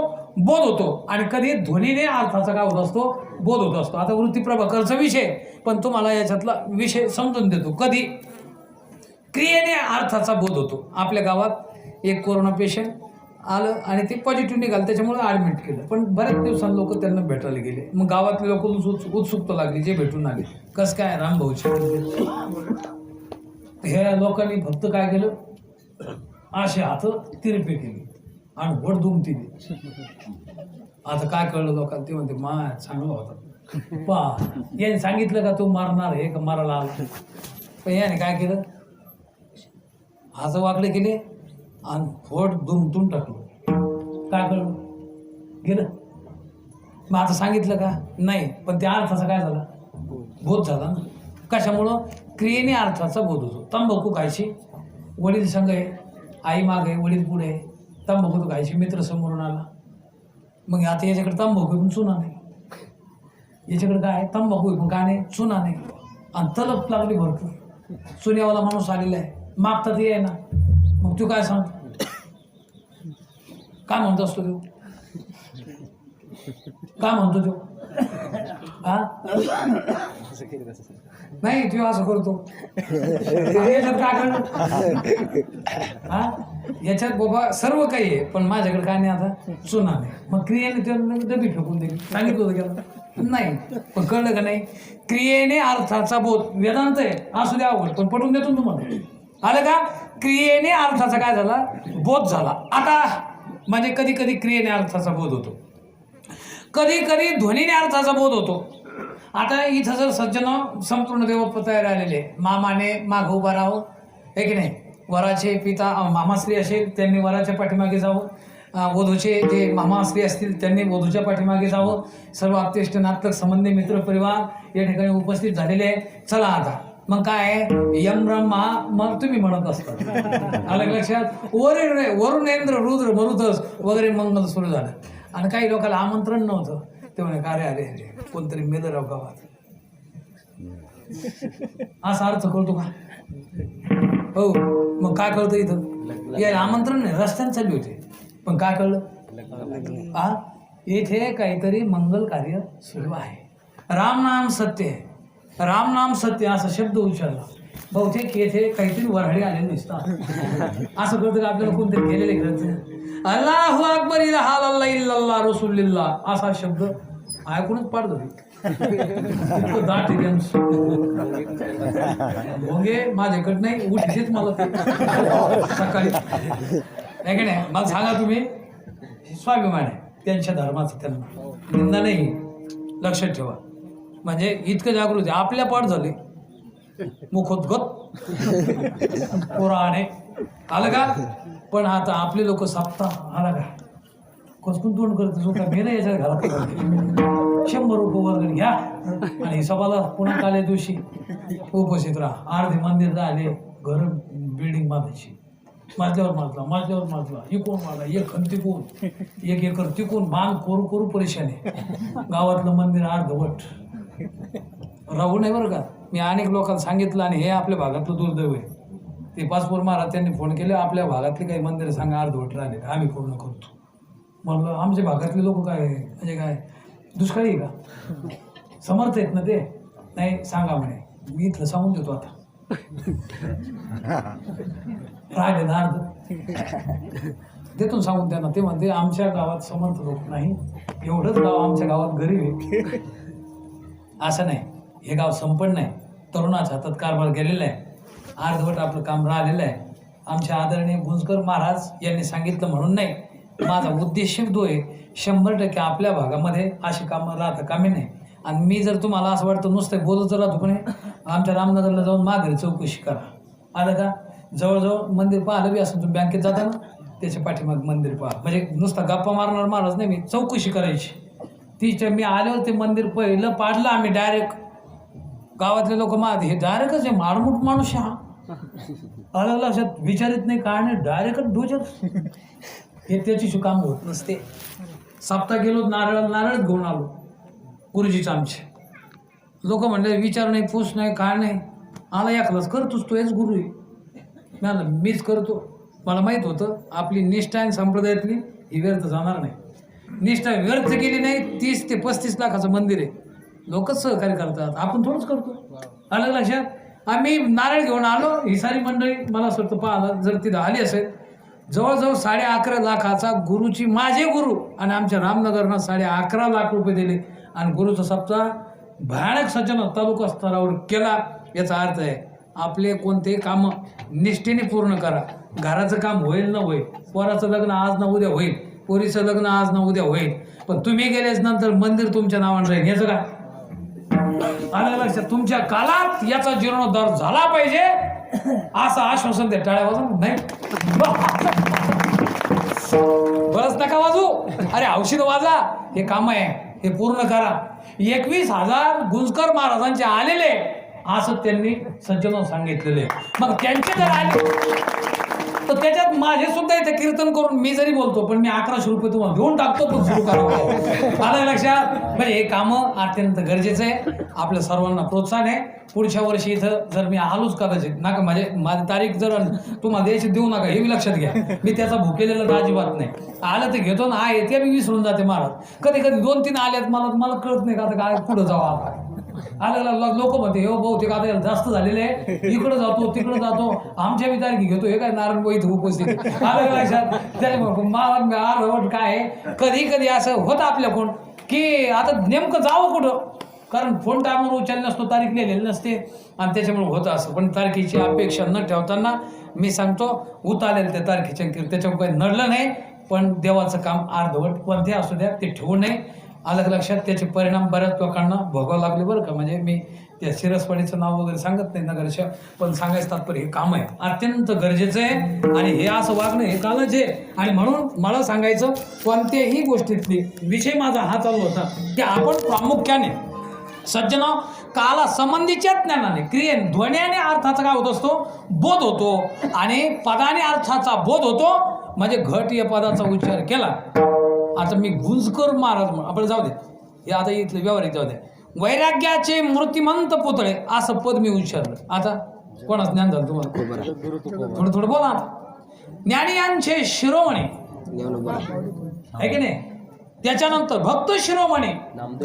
आता मी काही सांगितलं का तुम्हाला नाव, पण अर्थाचं काय झालं तुम्हाला त्या बोध झाला. म्हणजे पदामध्ये अर्थाचं ज्ञान करून देण्याचं काय असते सामर्थ्य असते.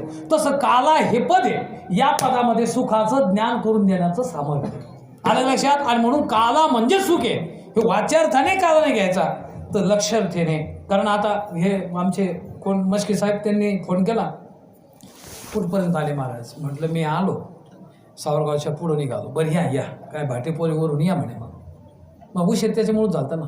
त्यांनी सांगितलं भाटेपोरीवर या, तिथून वडीवाडीवर या, त्याच्यानंतर कारल्यावर या आणि कारल्यावरून डायरेक्ट पिंपळगावर या. का बरोबर तो अर्थ नाही घ्यायचा. मग आता मला काय आहे भाटेपुरीवरून या म्हटल्यामुळं भाटेपुरी वर चढावं लागलं. त्याच्यानंतर वडीवाडीवरून या म्हणून वर चढावं लागलं. कारल्यावरून या म्हणजे वर चढावं लागलं आणि मग इथपर्यंत पोच झालं. मग आता मला कळत नव्हतं का साईडनं वरून या म्हणजे काय लक्ष ना का त्याच्या साईडनं या आलं लक्षात. हे लक्षणे ना आपण व्यवहारात कळू न करू लक्षणं करत नाही का आपण. आता हे सज्जन एक मुलगा आता सांगितलं बाबा मी चालू शेतात कीर्तन उशीर झाला होता. बाळ्या हे आपली म्हातारी नेली दवाखान्यात म्हातारी नेलीच. नंतर त्यानं सांगितलं डॉक्टरना की बाबा म्हातारीला औषध घालून द्या. म्हातारीला औषध घालून द्या. मग ते पोरग विचार त्याला शाळेत जायचो. त्यानं 2-3 मित्र आणले. ते तिकडूनच विचार केला आपल्याला म्हातारी घालणार नाही पहा. मग घरी आला 2-3 मित्राने. आता म्हातारीला औषध घालून द्या. विशेषण क्रियापद कोणीकडे लावायचं. औषध घालून म्हातारीला द्या का म्हातारी घालून औषध द्या आलं का. तर इथं सज्जन की लक्षणं करावं लागते की औषध म्हातारीला घालून द्या. म्हातारी नाही हालायची आलं का. तर औषध घालून म्हातारीला द्यायचं म्हणजे लक्षणं करावं लागते का नाही. आता हे आमच्या माता भगिनी इथं सुनबाई त्या सुनबाई सांगितलं जा म्हणे आता तू नको धुण्यात झालं जाऊन मीच जाते मी कपडे धुणे ते पण माझं दही बरं का दह्यातले दूध जीव आहे माझा. एक काम कर याला सांभाळ मांजरी बसू. ते म्हणे सासूबाई काहीच अडचण नाही या म्हणे तुम्ही कपडे धुवून. हे गेली कपडे धुवून आली वाळू घातले. तोपर्यंत कुत्रा आला बोक्या आला. सज्जना जेवढे दही उपघाताचे लोक होते ते आले त्याने ते दही खाऊन गेले. दही खाऊन गेल्याच्यानंतर सुनबाई तिथंच जागेवर उभा. सासूबाई आली पातील रिकामं. ते म्हणे तुला वाटायला तर नाही लागलं तू खाल्लं का काय. तू मेने तिला म्हटलं तू खाल्लं का काय. ते म्हण नाही. मग तुला सांगितलं होतं ना सुरक्षा कर म्हणून. ते म्हणे हो ना मग सुरक्षा करत इथंच उभा आहे मी. मग तू मांजर आली येऊन गेली. ती मांजर आलीच नाही म्हणे. मांजर नाही आली मांजरीचीच वाट पाहत होती मी काठी किती हातात आलीच नाही ती. हे खाल्लं कोणी कुत्र इथं कुत्रं आलं होतं बोक्या आला होता त्याने हाणलं म्हणे. मग तुला कळत नव्हतं का दही खाऊ देऊ नको आज तुला सांगितलं होतं. ते म्हणतं तसं सांगितलं मी हुशार आहे म्हणे शिकेल सौरेले. तुम्ही सांगितलं होतं मांजरापासून दह्याची सुरक्षा कर. मांजर आली नाही बोक्यानं कुत्रा आला होता त्यांनी दही खाऊन घेतलं. पण ह्या सुनाला लक्ष द्यायला पाहिजे किती शिकणार बाई तू. मांजर खाऊ नको याचा अर्थ आहे की वक्तू तात्पर्य वाक्याच्या मुखातलं जे तात्पर्य आहे श्रोत्यांचं लक्षात आलं पाहिजे. आलं का. वक्तो तात्पर्य वक्ते बाबा सांगायचे पकर्तव्य संस्कृत आलं का. म्हणजे हे वाक्याचं तात्पर्य तुमच्या लक्षात आलं पाहिजे की यांचा भाव काय आहे की मांजरीला येऊ देऊ नको याचाच अर्थ आहे लक्षणा कर बाई बाकी कोणालाच येऊ देऊ नको. लक्षणा कळली की ते कळत असतं. तसं काला या शब्दाने काला नाही घ्यायचा. काला या शब्द दूध नाही घ्यायचं तर काला शब्दाने सुख घ्यायचं. आणि असा काला महाराज हे ब्रह्मसुख आहे हे तिथं नाही वैकुंठ तो आयशे नाही कवळ काही काल्याची. म्हटलं महाराज कळलं बाबा आता एवढा जर काला वैकुंठात नाही इथंच आहे एकलीच खाता का हो. त्याने सांगितलं नाही तर हा आम्ही काय करू आपण जातो तिसरं एकमेका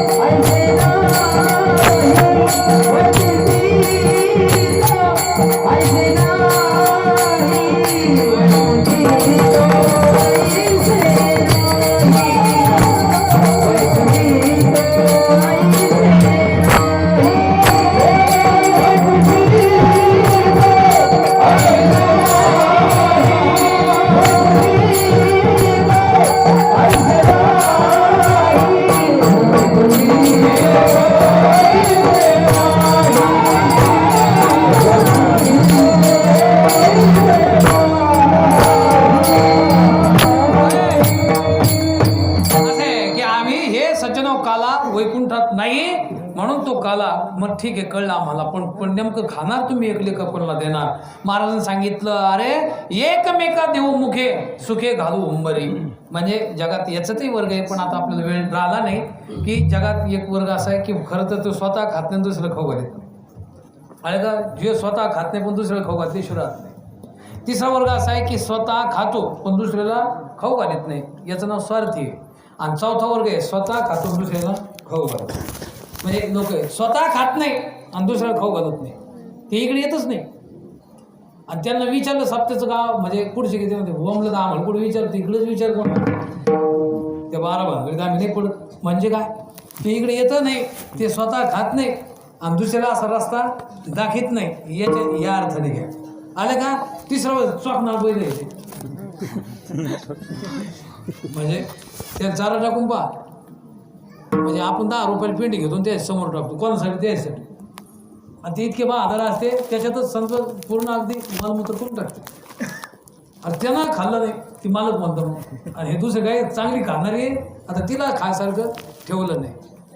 मग कोणता बैल या हा चोखणार. तसे चोखणार लोक काही वर्गणी देत नाही, शेजाऱ्याला म्हणते काय रे दरवर्षी तेच अलग लक्षात. म्हणजे ते असे दुसरा वर्ग आहे स्वतः खात नाही आमच्यातला, पण दुसऱ्याला उपदेश सांगत बसतो. हे नाही सोपं आहे सांगायला, असं करा तसं करा आहे ना, आईवडिला सेवा करा, अमुक करा तमुक करा, आहे की नाही, सप्ताह केला पाहिजे, वर्गाने द्यायला पाहिजे. पण आम्ही सोडू बोलायला काही नाही, इतकं जास्त लागत नाही. हे आपण सहभागी झालं पाहिजे. कोणत्याही क्रियेमध्ये आचरणाशिवाय किंमत नसते. आणि म्हणून प्रामुख्याने मला हे सांगायचं, स्वतः खालाला महत्त्व नाही. एक वर्ग आहे दुसरं खाऊ घालतो तो आमच्यातला. तिसरा वर्ग असा आहे स्वतः खातो. आमचे जनक आपले हे शुक याज्ञवल्क्य दत्त वगैरे हे जे आपल्या किंवा दरी कपाटामध्ये आपलं जीवन व्यतीत करणारे जडभरत राजासारखे, हे मागचे सोडून द्या. जडभरत राजाने स्वतः खाल्लं पण जगाला उपदेश करण्याच्या 12 भानगडीत ते पडले नाही. आणि जगातला चौथा वर्ग तो आमच्या संतातला आहे की नाही. बुडत हे जन न देखावे डोळा येत शे कळवाळा म्हणून या. म्हणून तर आम्ही सांगतो एकमेका देवमुखे सुखे घालू उंबरे. महाराज हे सुख आम्हाला पाहिजे. आता हे नेमकं कुठं भेटून ओकाला महाराजांनी सांगितलं अभंगाचं Oh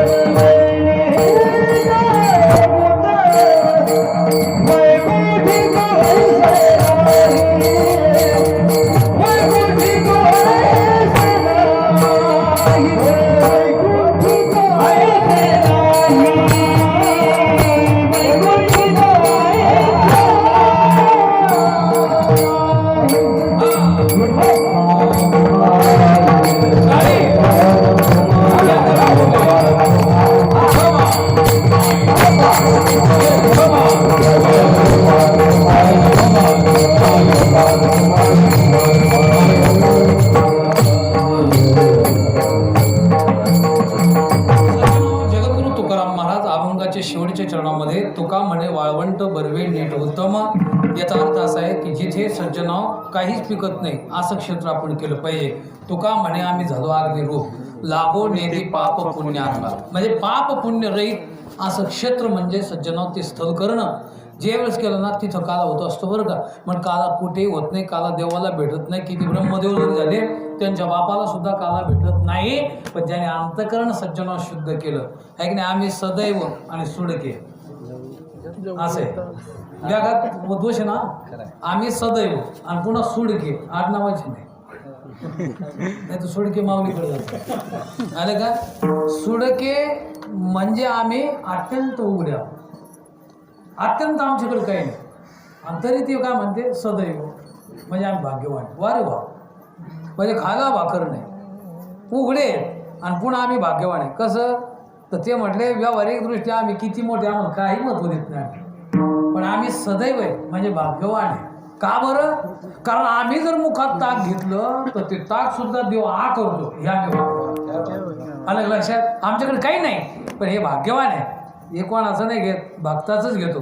इथं काला भेटायला सज्जन हे का रिकामे नाही, रिकामटेकडे लोकांना काला भेटत. रिकामे वेगळे, निष्काम वेगळे.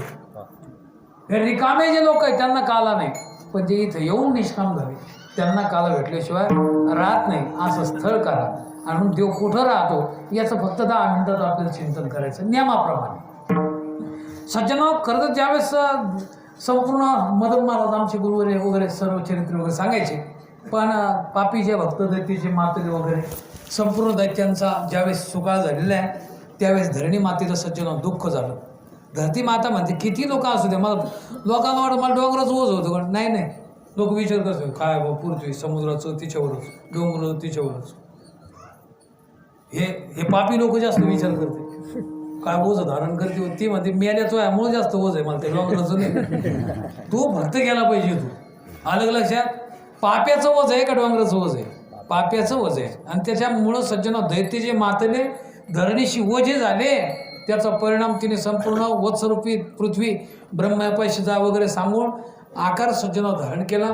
मग देवाने सज्जनाव विनंती केली मला तिकडे पुढे जायचं नाही की 100% आम्ही येणार. आणि मग लक्ष्मीने सांगितलं. त्याच्यानंतर सज्जन आपल्या लक्ष्मण भायाला सांगितलं आपल्याला जायचं. 14 वर्ष उपोषण तुम्ही केलेले पण आपल्याला 100% जायचं. आणि मग घ्यावा अवतार. सिद्ध असे अवतार धारण करण्याची सज्जनाव पूर्ण तयारी केलेली. लक्ष्मीने सांगितलं कौंडणी पुरणीचा, पूर्ण देवांना सांगितलं तुम्ही यादव व्हा, लक्ष्मणाला सांगितलं तुम्ही बळी व्हा. आता मी येतो. आणि 100% सज्जनाव कंस मामाने इकडे तयारी केलेली आहे की आपल्या इथं बहिणीचं लग्न करायचं. आणि त्याच्यात सज्जनाव लग्न थाटामाटान केलं हो बिचारे भाऊ बहिणीचं लग्न. आणि कितीतरी दाशे दिले, हाती दिले, घोडे दिले, हिरे माणिक मोती दिले. आणि लग्नाला कोणी सज्जनाव प्रधान नाही पाठवला, स्वतःच राठावर बसला आपल्या बहिणीने नेऊन घालायचं. बहिणी जीव लावित होता तो, असा नव्हता निष्ठूर. आपण नाही लावित जास्त. अहो त्याने बहिणीला जीव लावित होता, तो स्वतः नेऊन घालायला आला. नवरदेव नवरीला मधातच आकाशवाणी झाली आहे की नाही. अरे ऐक, जिला एवढा थाट केला, प्रेम केलं, तिचाच पुत्र तुला मारणार आहे. आता हे बरं वाटेल का? मामानं घेतली तलवार. ते म्हणे कशाला अंडे मारायचे, घोंबडीत मारून टाकू. लक्षात आलं का? म्हणजे ती ना आमच्या देवकी मातेलाच मारण्यासाठी प्रवृत्त झाला. तर त्यावेळेस वसुदेव हात धरला, सांगितलं पाहिजे तू हुशार आहे बरं का, आणि आता क्रोध आला तुला पण आवर.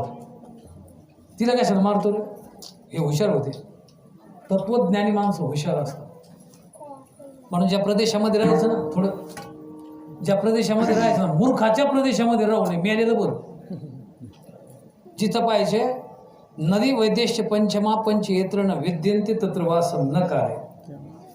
आपल्या भागा आपण जिथं राहतो तिथं श्रीमंत माणसं असू द्या, वैद्य असू द्या, वाहती नदी असू द्या, आलं का. त्याच्यानंतर सज्जनाव चांगले सज्जन माणसं तिथं असलं पाहिजे, वैद्यराज असलं पाहिजे. आणि तिथं राहतो तिथं विद्वान असला पाहिजे. हे महत्त्वाचं सांगितलं. कारण विद्वानाच्या परिसरामध्ये आपण राहतो, भाग्यवान आहे आपण. म्हटले कसं का हो? अहो आपल्या भागामध्ये फार मोठे लोक महात्मे होऊन गेले, त्याचा परिणाम आहे आपले लोक जिवंत आहे आज.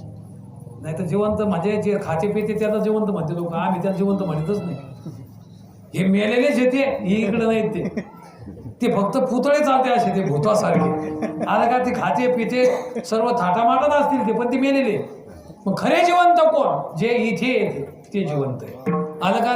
जे येथे येत नाही ते जरी असले तर ते मेलेले जातात त्याच्या मौतील नाही तर आताच म्हणजे वाचार्थाने लक्षात घ्या, म्हणजे लक्षार्थाने तर चिंतन करा. सांगायचं तात्पर्य हे सर्व झालं.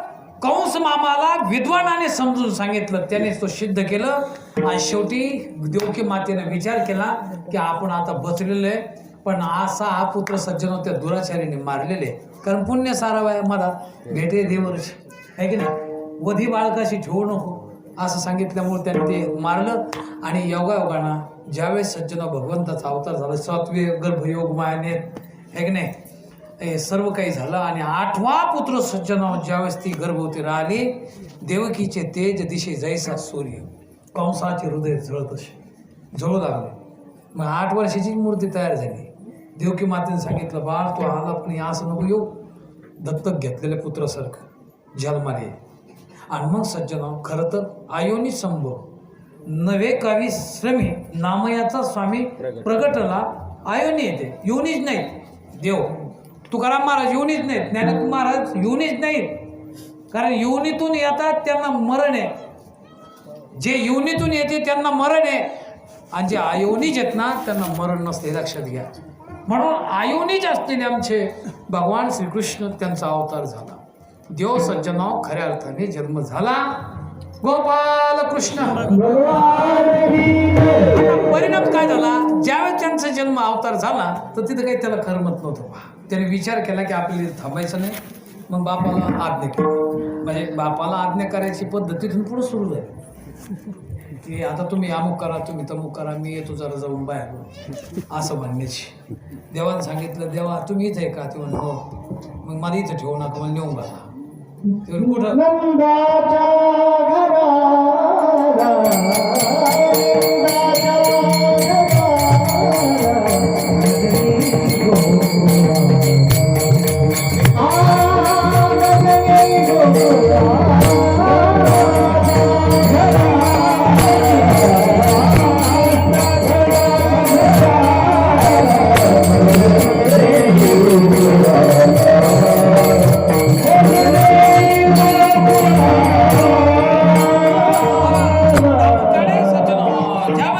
भगवंताला तिथे नेले आणि नेल्याच्या नंतर आता जिथं जेव जातो तिथं काय असतो? आनंद. आज आपल्या गावामध्ये, पिंपळ गावामध्ये दुःख आहे का आनंद आहे? आनंद आहे. तुम्हाला नुसते काही घरातल्या लोकांना आहे का साऱ्याच लोकांना आहे? आता गावात जर एखाद्या घरी लग्न असेल, साऱ्या गावाला आनंद का घरालाच आनंद? हा, शेजारी म्हणतो माझ्या पोरच नाही जमलं, याचं कसं जमलं, याच्यावर चिंतन मग दुःख आहे. आता मुली भेटा ना, त्याच्यामुळे त्या टेन्शन जास्त कोणाचं. आम्हाला मुली, आमचं काही टेन्शन नाही आम्हाला, आलं लक्षात. पण आता पोरा वाल्याला कशा टेन्शन असते. हा, कसं होईल पण बाबा, हे 2 पोर आहे, 10 एकर जमीन सांगितली तिथे म्हणतो 20 आला त्याला तर नाही देईल बापू. आपलं कसं होईल? म्हणजे सारं टेन्शन कोण आलेलं आता मुलावाल्याला नाही. आता काय करावं? आणि तसं सज्जनाव घरात जर एखादं मंगल शुभ कार्य असेल तर ते घरालाच आनंद आहे. पण आज मला सांगा तुम्ही, आपल्या गावामध्ये नुसतं व्यक्तिगत कोणाला एकाला आनंद आहे का सर्वच लोकांना आनंद आहे? नुसतं पुरुषालाच आनंद आहे का महिलाला आनंद आहे? नुसतं महिलालाच आनंद आहे का मुलीला बी आनंद आहे? नुसतं मुलीलाच आनंद आहे का तरुणांना सुद्धा काय आनंद आहे? अहो सर्व लोकांना सुद्धा काय आनंद आहे. नुसतं तुम्हालाच आनंद नाही, आम्हाला माहीत झालं, आम्हाला सुद्धा काय आनंद आहे, कारण आम्हाला आनंद वाटला की सुरू झालं. लॉकडाऊन बऱ्याच दिवसाचं काय झालं, बंद पडलं होतं, आम्हाला असं वाटलं की आमचं काय झालं आता सुरू झालं. सांगायचं तात्पर्य हे आहे की खऱ्या अर्थाने मला असं वाटतं हा आनंद आहे. हा आनंद गोकुळातल्या लोकांना झाला. गोकुळीच्या सुखांत पार नाही देखा. पण आता जिथं मला नेहमी सांगा, मग आनंदाच्या भरामध्ये प्रतीक असतात आनंदाची.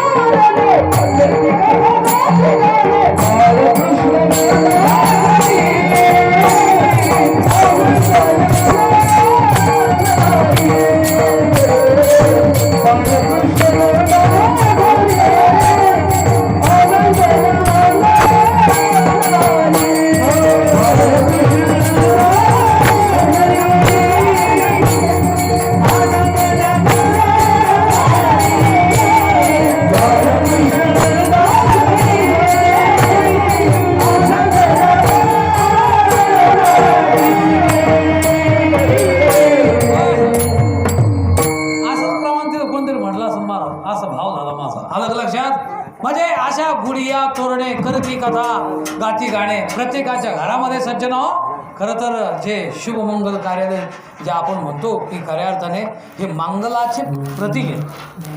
आता कुंकू बाईने लावणं हे मंगलाचं काय, पती असण्याचं काय आहे. आता ज्या बाईला कुंकू नाही, आलं लक्षात, मग आता बाईने कुंकू लावायला पाहिजे. वारकरी म्हटलं की त्याने नाकापासून शिकापर्यंत गण लावलं पाहिजे. का बरं? त्याचं कारण आहे, वारकऱ्याने टिकली लावू नये, आपले कुंकू लावू नये. कुंकाने श्रीमंत होत असतो माणूस आणि बुक्याने माणसाचं वाटलं होत असतं.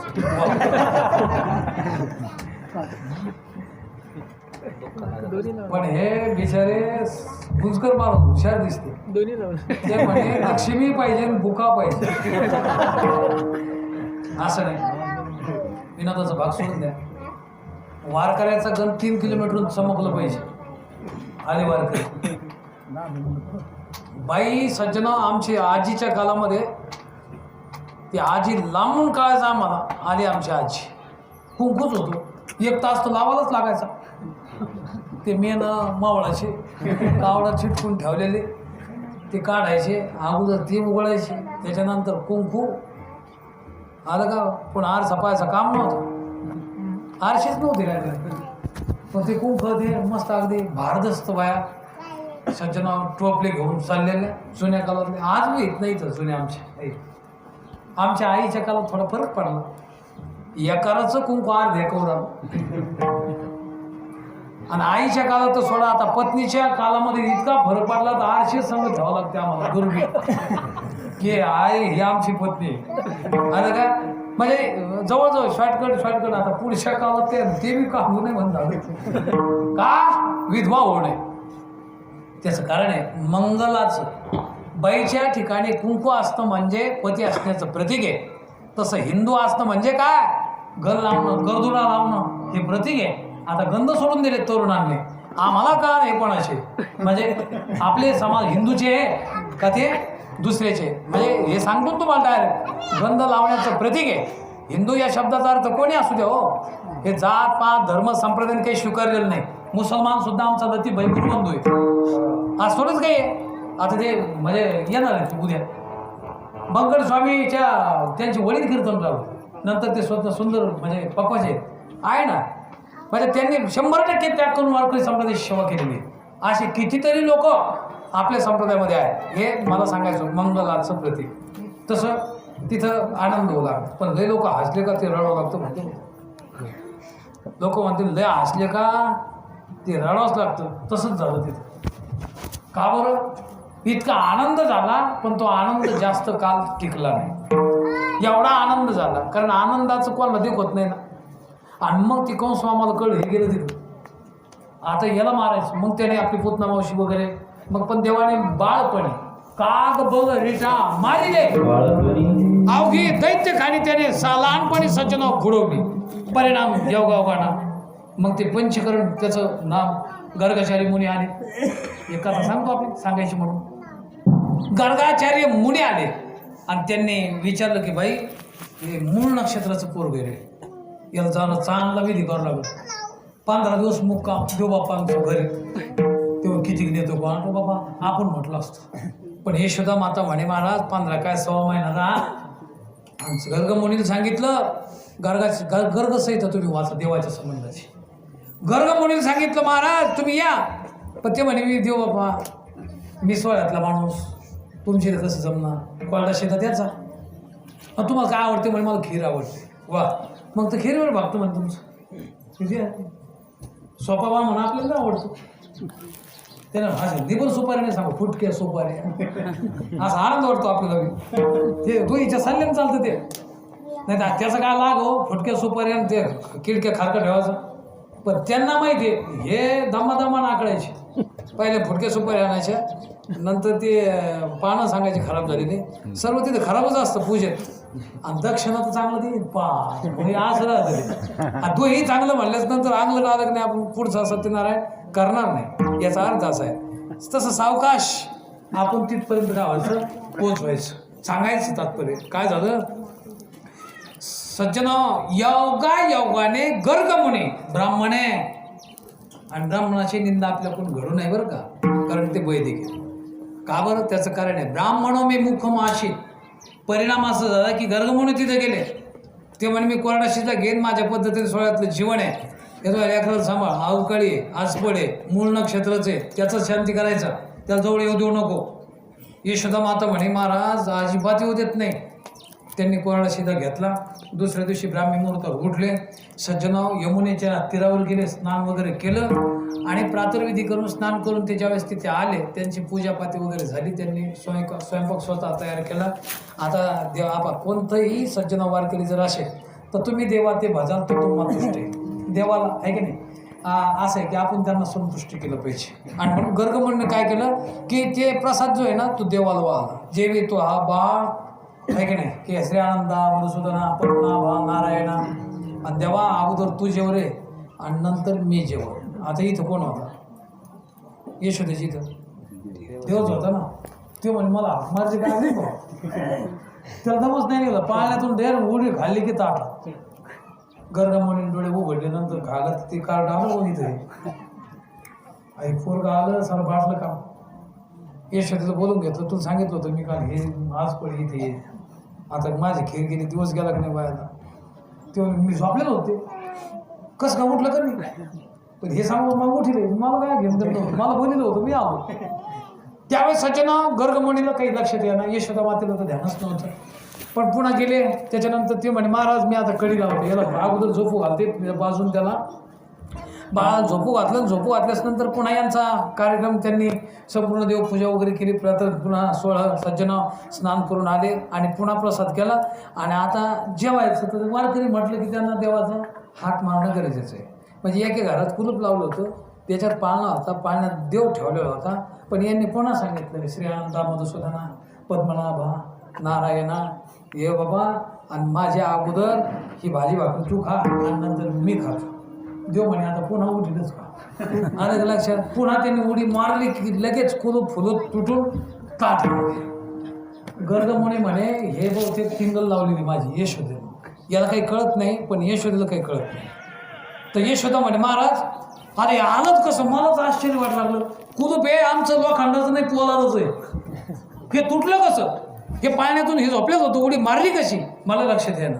चला म्हणे तुम्ही फक्त दूरवरून पहा, आमचे बंगले म्हणजे घरात घर कितीतरी घरं आहे आमची. आणि मग सज्जनाव अशा कितीतरी 50 घरं समाप्त झाले आणि त्याच्या आत त्या देवात ठेवले. आणि आता कसं येईल अलग लक्ष. आता तुम्हाला विश्वास पडला का? ते म्हणे आता मी येतो आता, हां असं सांभाळून ठेव. तरी आजूबाजू उभा राहा, सांगता येत नाही आज पडे. हो सज्जनाव महाराज गेले, स्नान वगैरे केलं त्यांनी नियमाप्रमाणे. ज्यावेळेस प्रातर्विधी करून स्नान करून पूजापाती झाली, त्यांनी प्रसाद पुन्हा तयार केला. आणि मग ते भक्तच ना, देवाला हाक मारल्याशिवाय न खाणं हे भक्ताचं लक्षण आहे. त्यांनी पुन्हा देवाला हाक मारली की देवा तू ये रे.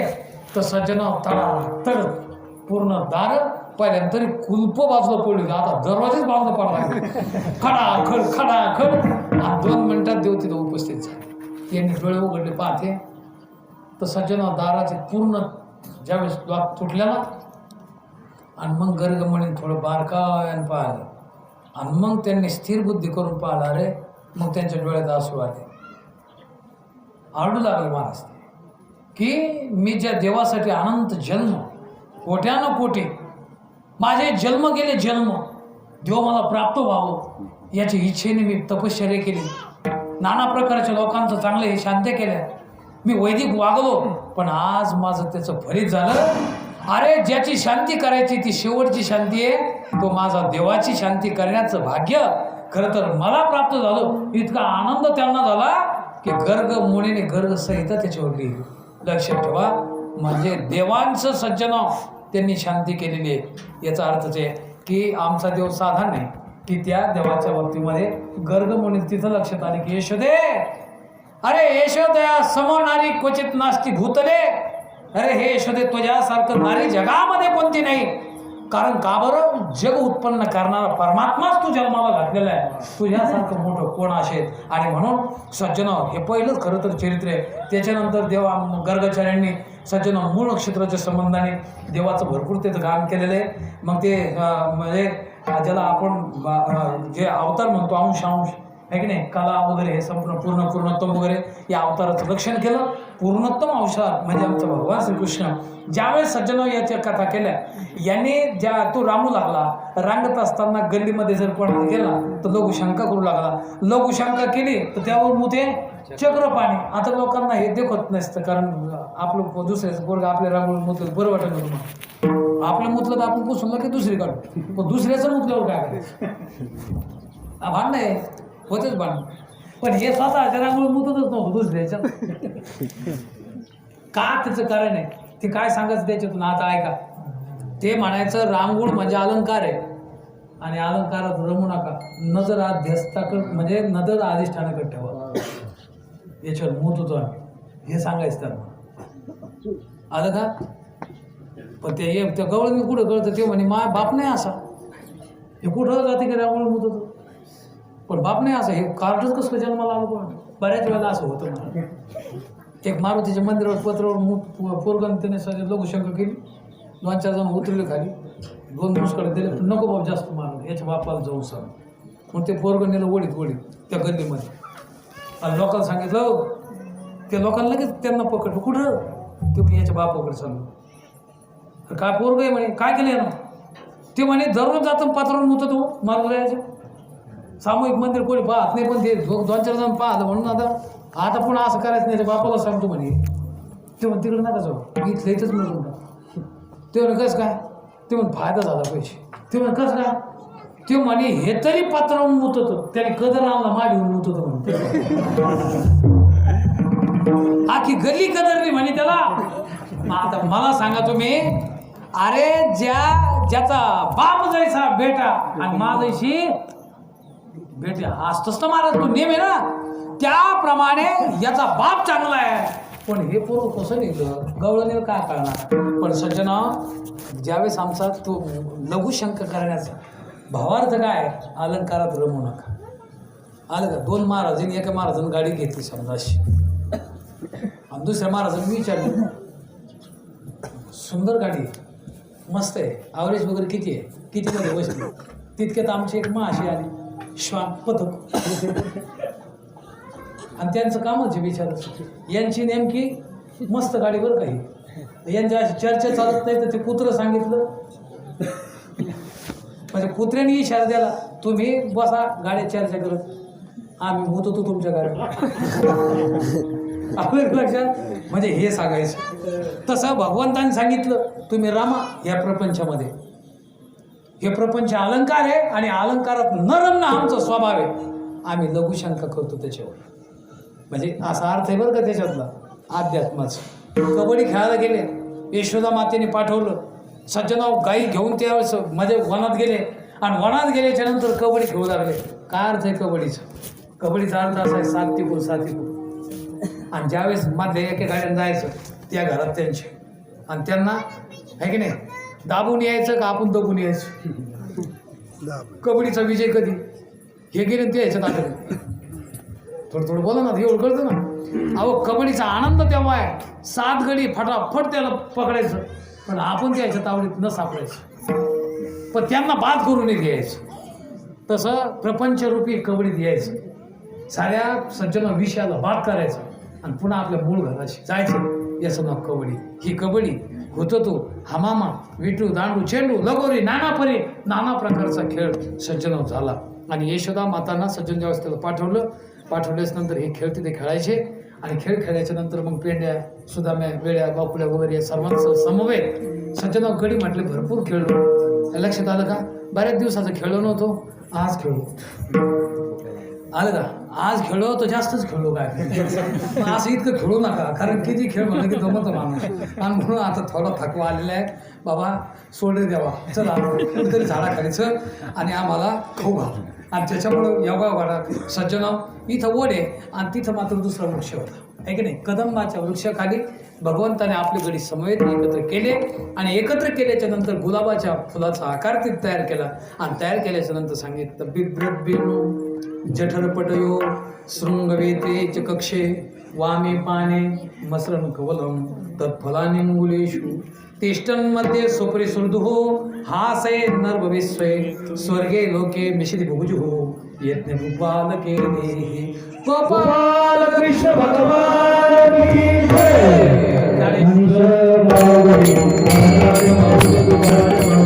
आम्ही इथे आलो. ठीक आहे महाराज, आमची दुसरी भूमिका 100% तिचं समाधान झालं.